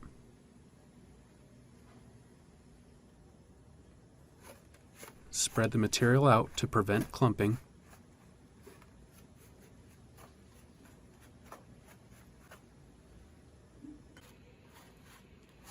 After the sample has cooled enough to touch with your hands, break apart any clumps larger than 1/4 inch.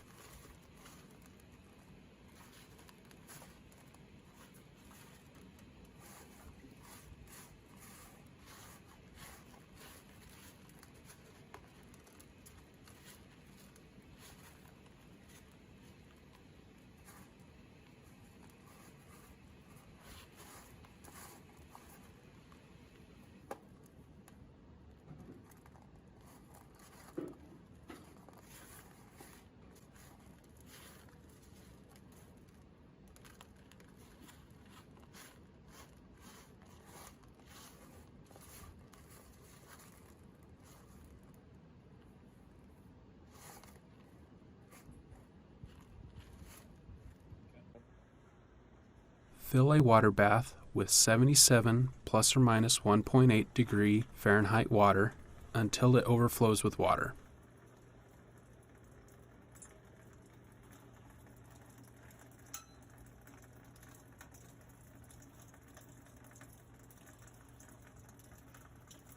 Verify the water's temperature.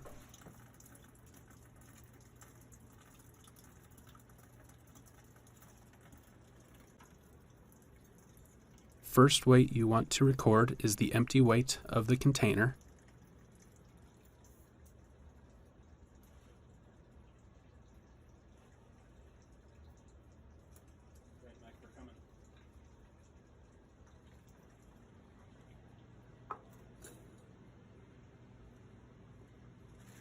Then fill the container with room temperature asphalt.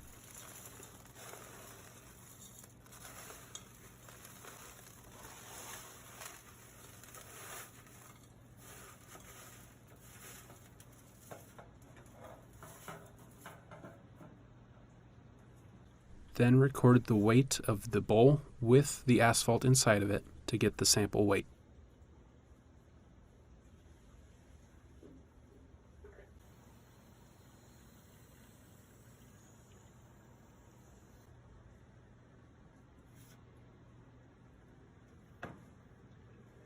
The next step is to fill that bowl with enough water to cover it with an inch above the top of the sample. Stir the sample with a spoon to prevent any air from getting trapped along the sides and the bottom.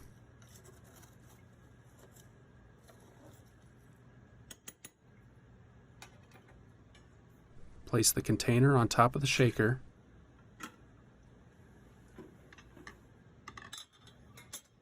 and then put the lid on top. Make sure to put water on the rubber O-ring to prevent it from snapping.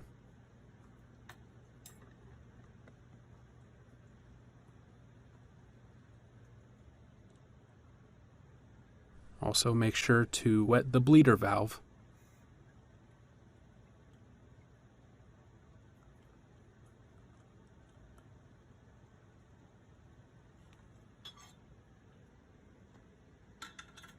Properly clamp the container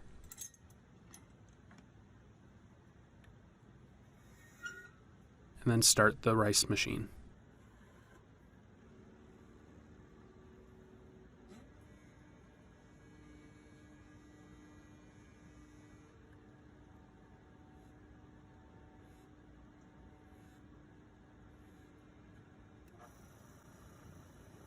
The vacuum pump will start and bring the internal pressure down to 27.5 millimeters of mercury.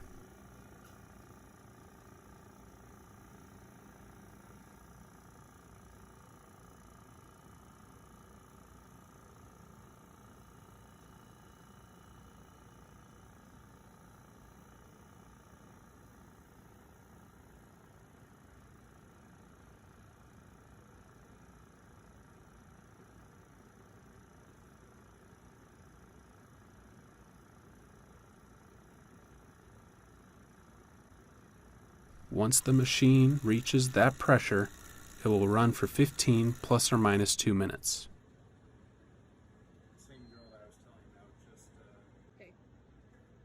After the 15 minutes are up, the container is unlocked.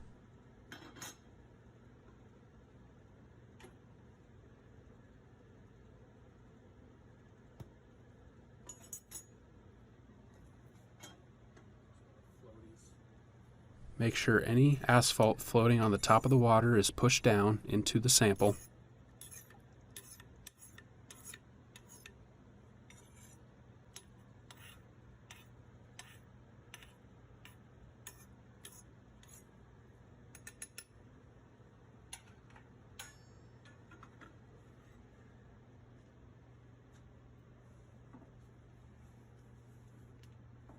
Transfer the container to the water bath.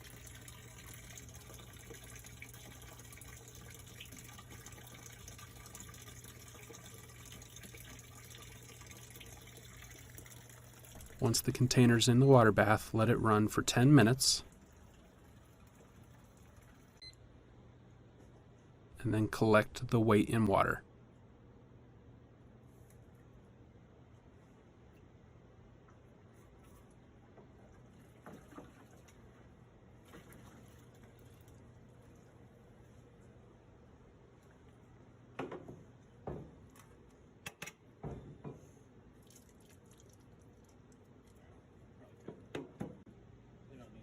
After the sample is removed from the container, return the empty container to the water bath to get the empty weight in water.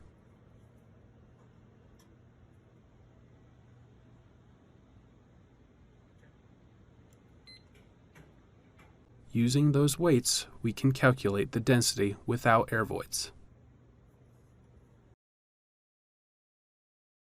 Let's talk about the testing and production tolerances. The contractor shall assume the responsibility to cease operations when the tests show that they are not meeting specifications, other than those on Table 1028.17, and shall not start production again without the approval of an engineer. Testing shall not show the correlation consistency in one direction, either high or low. Generally, this will fluctuate. Additional tests may be taken from the roadway for IA correlation checks by the QA manager or another sample from the lot. What happens when the testing tolerances aren't met? An IA review or independent assurance review is required. When an IA review is conducted, we will review the technician and the equipment for that particular test in which tolerances weren't met. The IA will be done by the QA manager or a representative. Equipment may need to be repaired or replaced, and the technician's procedure may need to be corrected before production can continue. A letter will come from the QA manager to the project manager, contractor, flexible pavements engineer, informing the contractor of what tolerances are out from our verification testing and of the upcoming IA.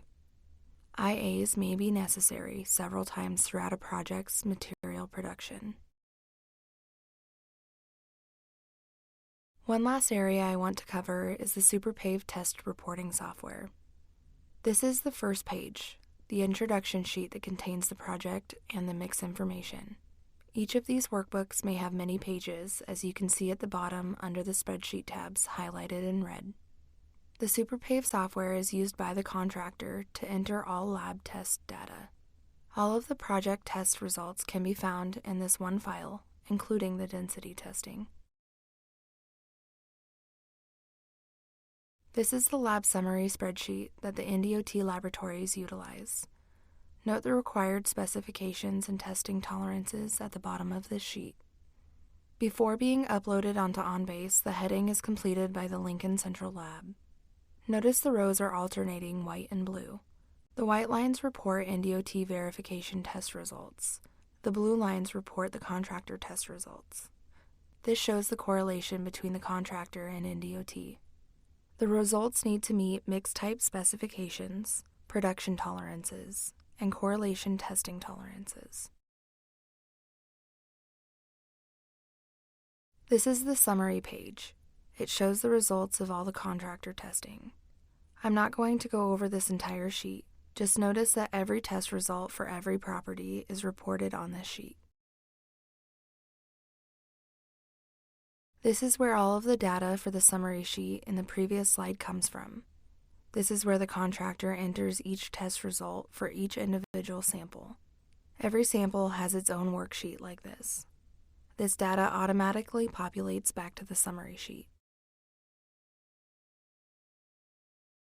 And finally, this is what the roadway density sheet looks like. There are locations for both core and gauge data to be entered, along with core locations and offsets. Now let's move into our last module, Module 7. In this section, we will cover a variety of miscellaneous topics, such as trench and blade widening, moisture issues, our latest roadway patching specs, installing bridge deck membranes for overlay, and finally, paving super elevated curves in Nebraska compared to the Atlanta Motor Speedway. Let's start with roadway widening. Trench and blade widening is typically used when a roadway is being widened anywhere from 1 to 4 feet. We will see it done by the use of motor grader and with a milling machine. Here is a series of videos on a project showing several different methods of this operation.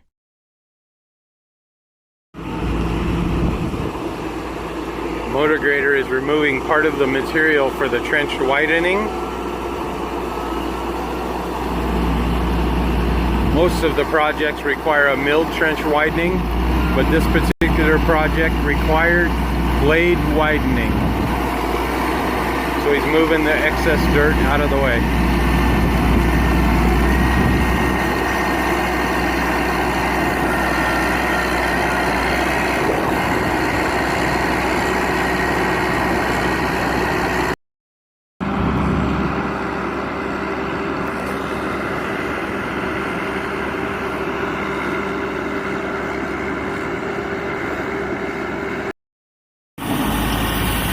After the outside pass with the broom, second motor grader comes along with a special shoe attachment on their blade to finish making the trench for the trench widening.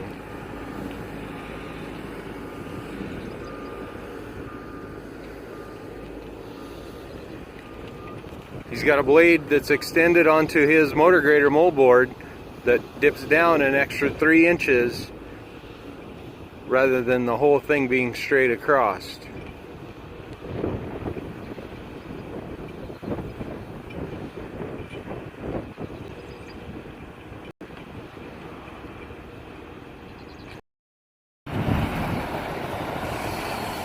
You can see the deepened blade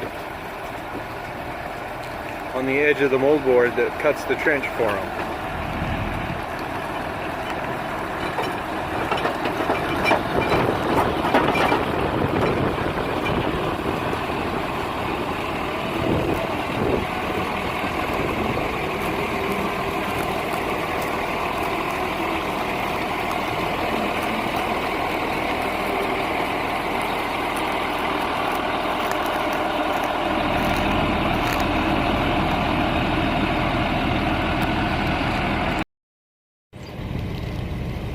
After the trench is cut, a final pass with the last roller across the entire pavement to clean it up and get it ready for the tack.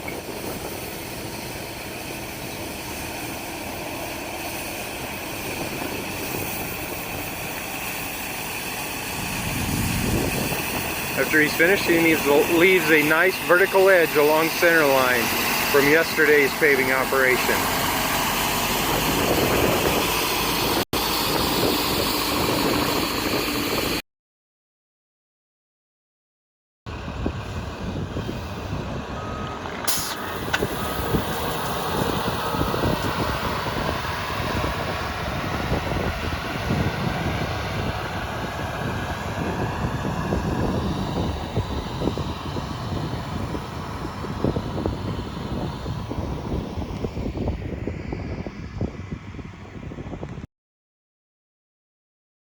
This is a photo from the end of one of the videos. I wanted to point out a couple of things. This shows the section of tack on the left that is mostly all broke, and on the right, tack that was just shot. This is still brownish in color and therefore not broke.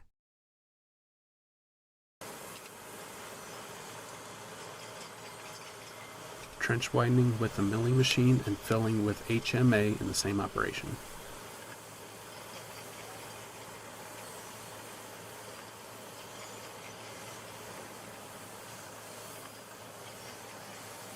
On this project, a milling machine is being used to widen the trench. It mills down to the specified depth and removes the loose material.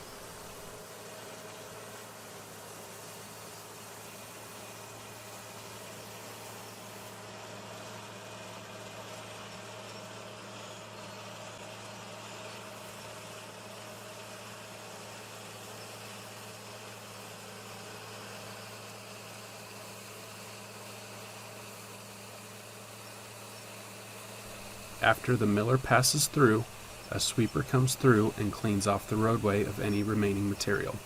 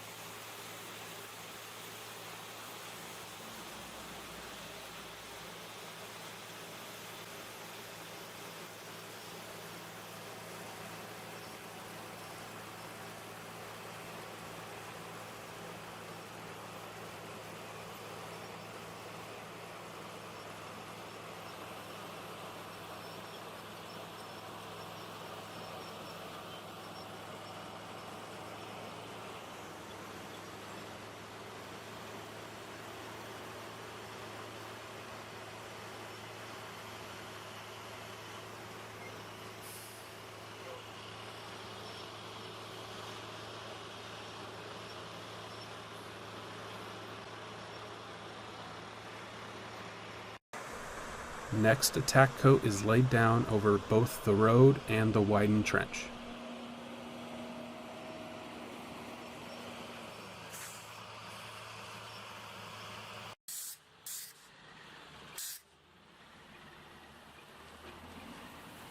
After the tack breaks, a load of asphalt is laid on the road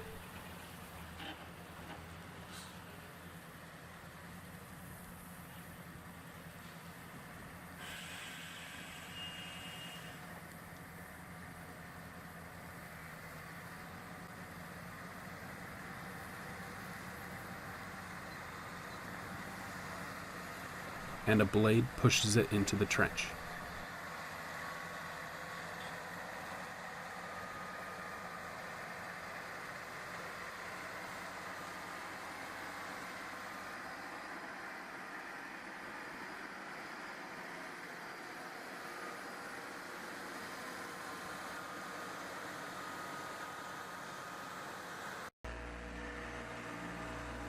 Finally, a roller compacts the asphalt.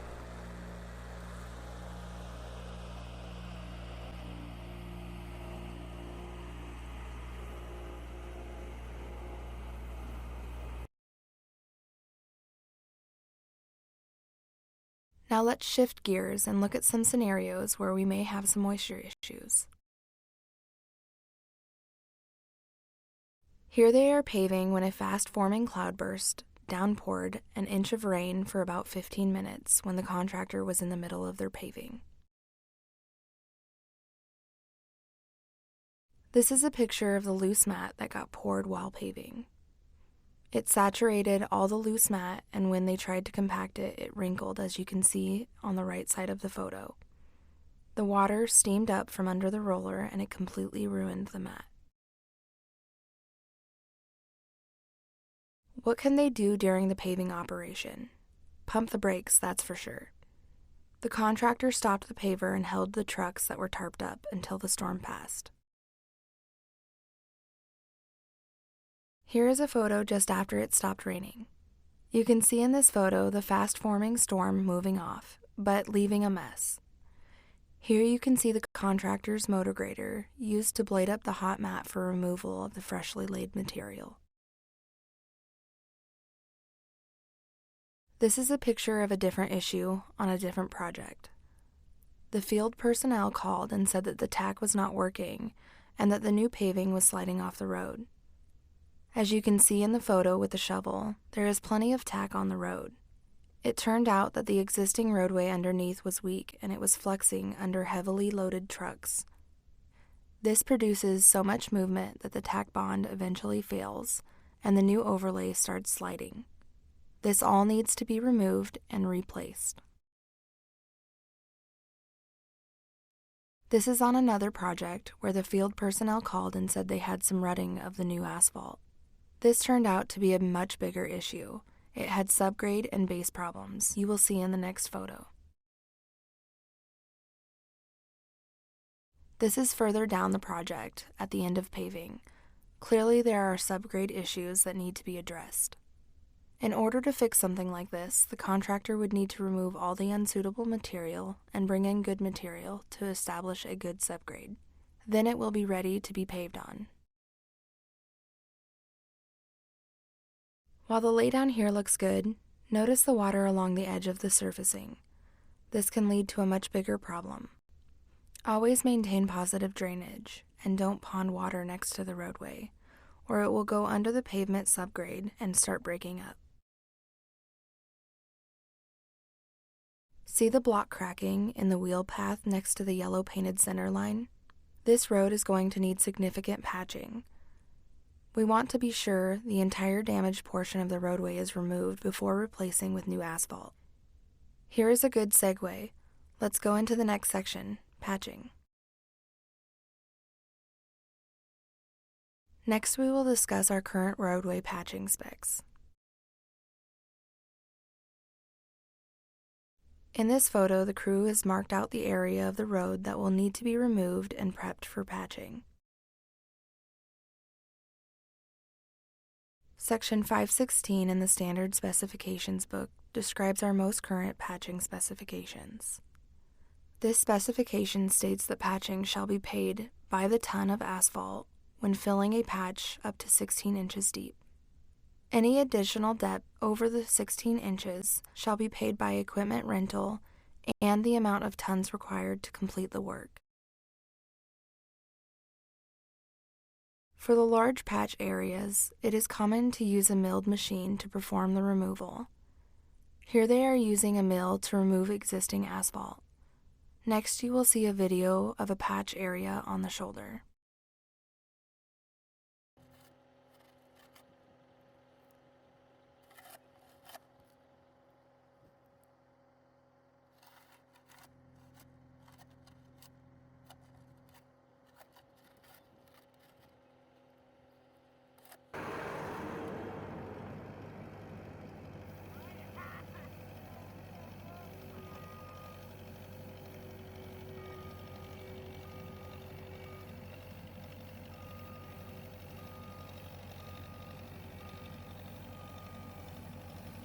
After the shoulder patch is dug out and prepped, a back dump truck unloads its asphalt into the laydown machine.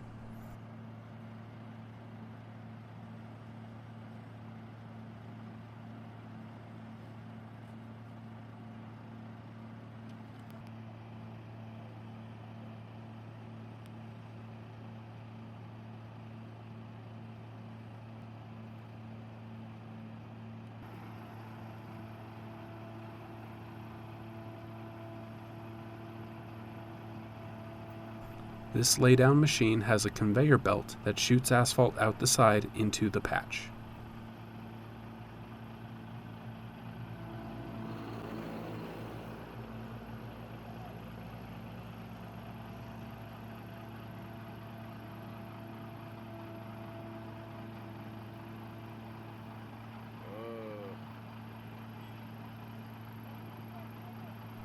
A blade connected to the laydown machine spreads the asphalt out to the correct height.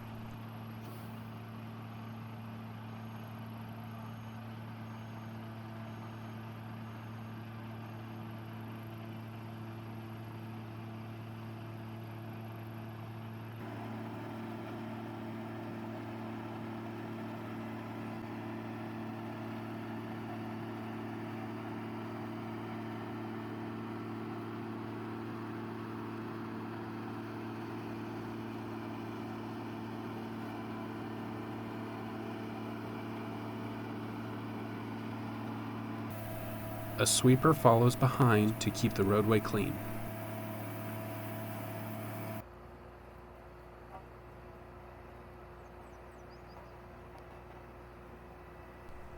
Finally, a roller passes through to compact the patch.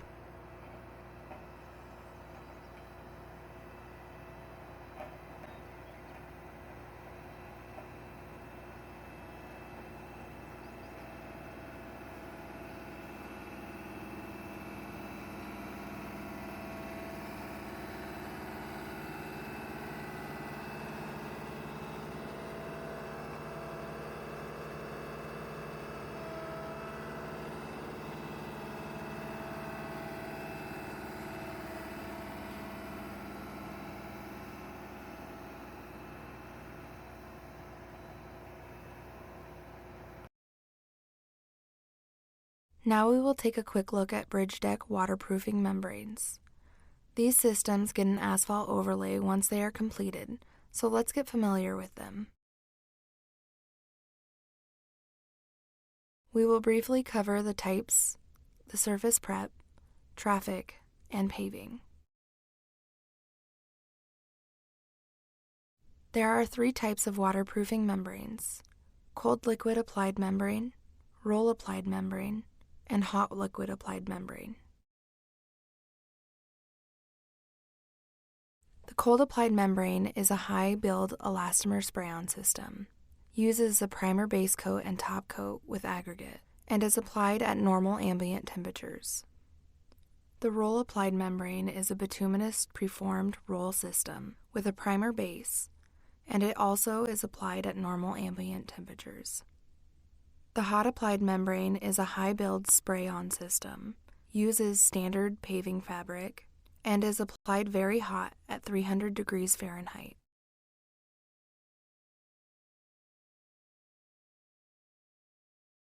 Here is a picture of the crew installing the cold liquid applied system.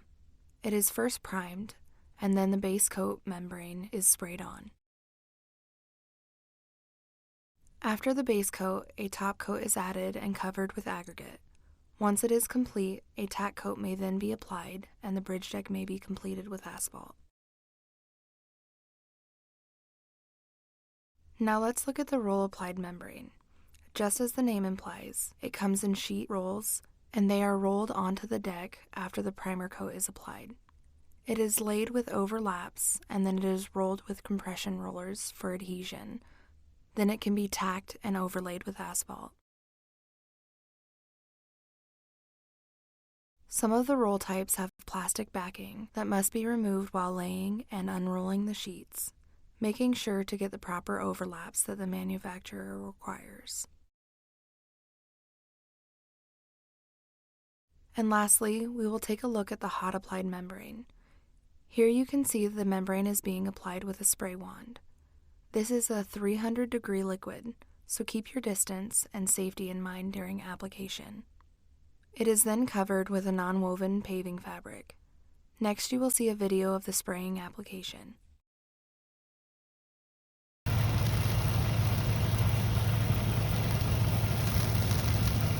Gonna make 2 passes.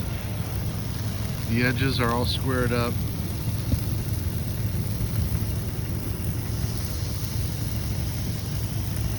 Make sure they overlap slightly. Plenty of oil. Very nice.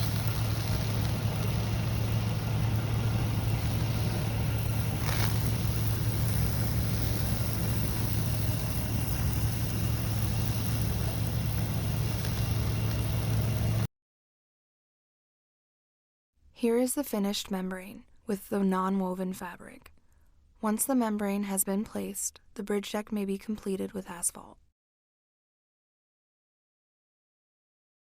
Now let's talk about the prep and cleaning of the deck before the membrane is installed. Generally, the decks must be cleaned to the extent that the prescribed cleaning can achieve. There are 2 types of cleaning that is specified. The first is abrasive blasting. It abrasively cleans down to a layer of fresh concrete surface, removing everything. The second type is power washing. It will remove any surface latencies, but it won't remove some stains on the deck, like binder and oil marks. In either case, all of the white curing compound residue must be removed. After installation, they have different requirements when it comes to traffic. Cold applied can have traffic. Roll applied should not have traffic unless absolutely necessary, and hot applied cannot have any traffic whatsoever.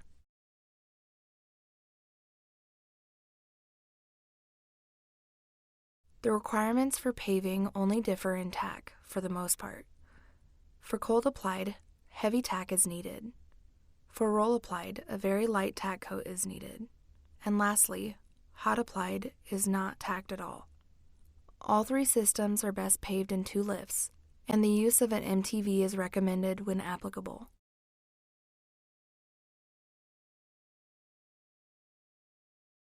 Last but not least, paving super elevated curves in Nebraska versus the Atlanta Motor Speedway.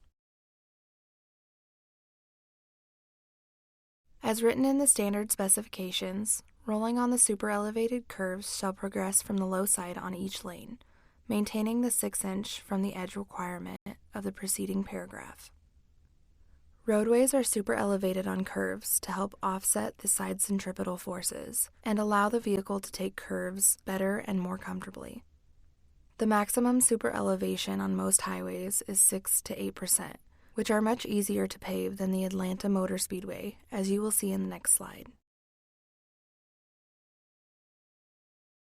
This slide is a picture of paving the Atlanta Motor Speedway. As you can see, they need to rig supports to keep the equipment up to the 28-degree banked curve.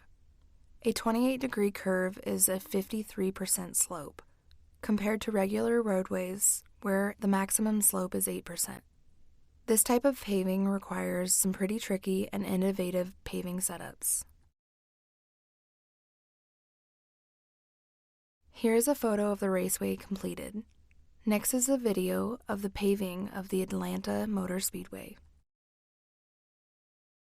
Atlanta Motor Speedway's old asphalt has been ripped up and the turns have been regraded. Now the track just needs to be topped with some fresh asphalt. Simple, right? It is not simple, I promise you that. It looks easy, but it is not a simple process for sure. But it's what we do. That's John Rauer of Sunmount Paving. Over the last 25 years, he's helped pave several racetracks across the country. Right now, his crew is working diligently to pave all around Atlanta's 1.54-mile oval, including its steep corners. You're using equipment that is built for flat ground, and we're trying to stick it on 28 degrees. So again, there's a lot of physics, a lot of trial and error. There's some engineering to it, but mostly trial and error. Atlanta Motor Speedway's new 28-degree banked corners have amplified many of those challenges, forcing some quick thinking and adjustments to keep the project moving forward.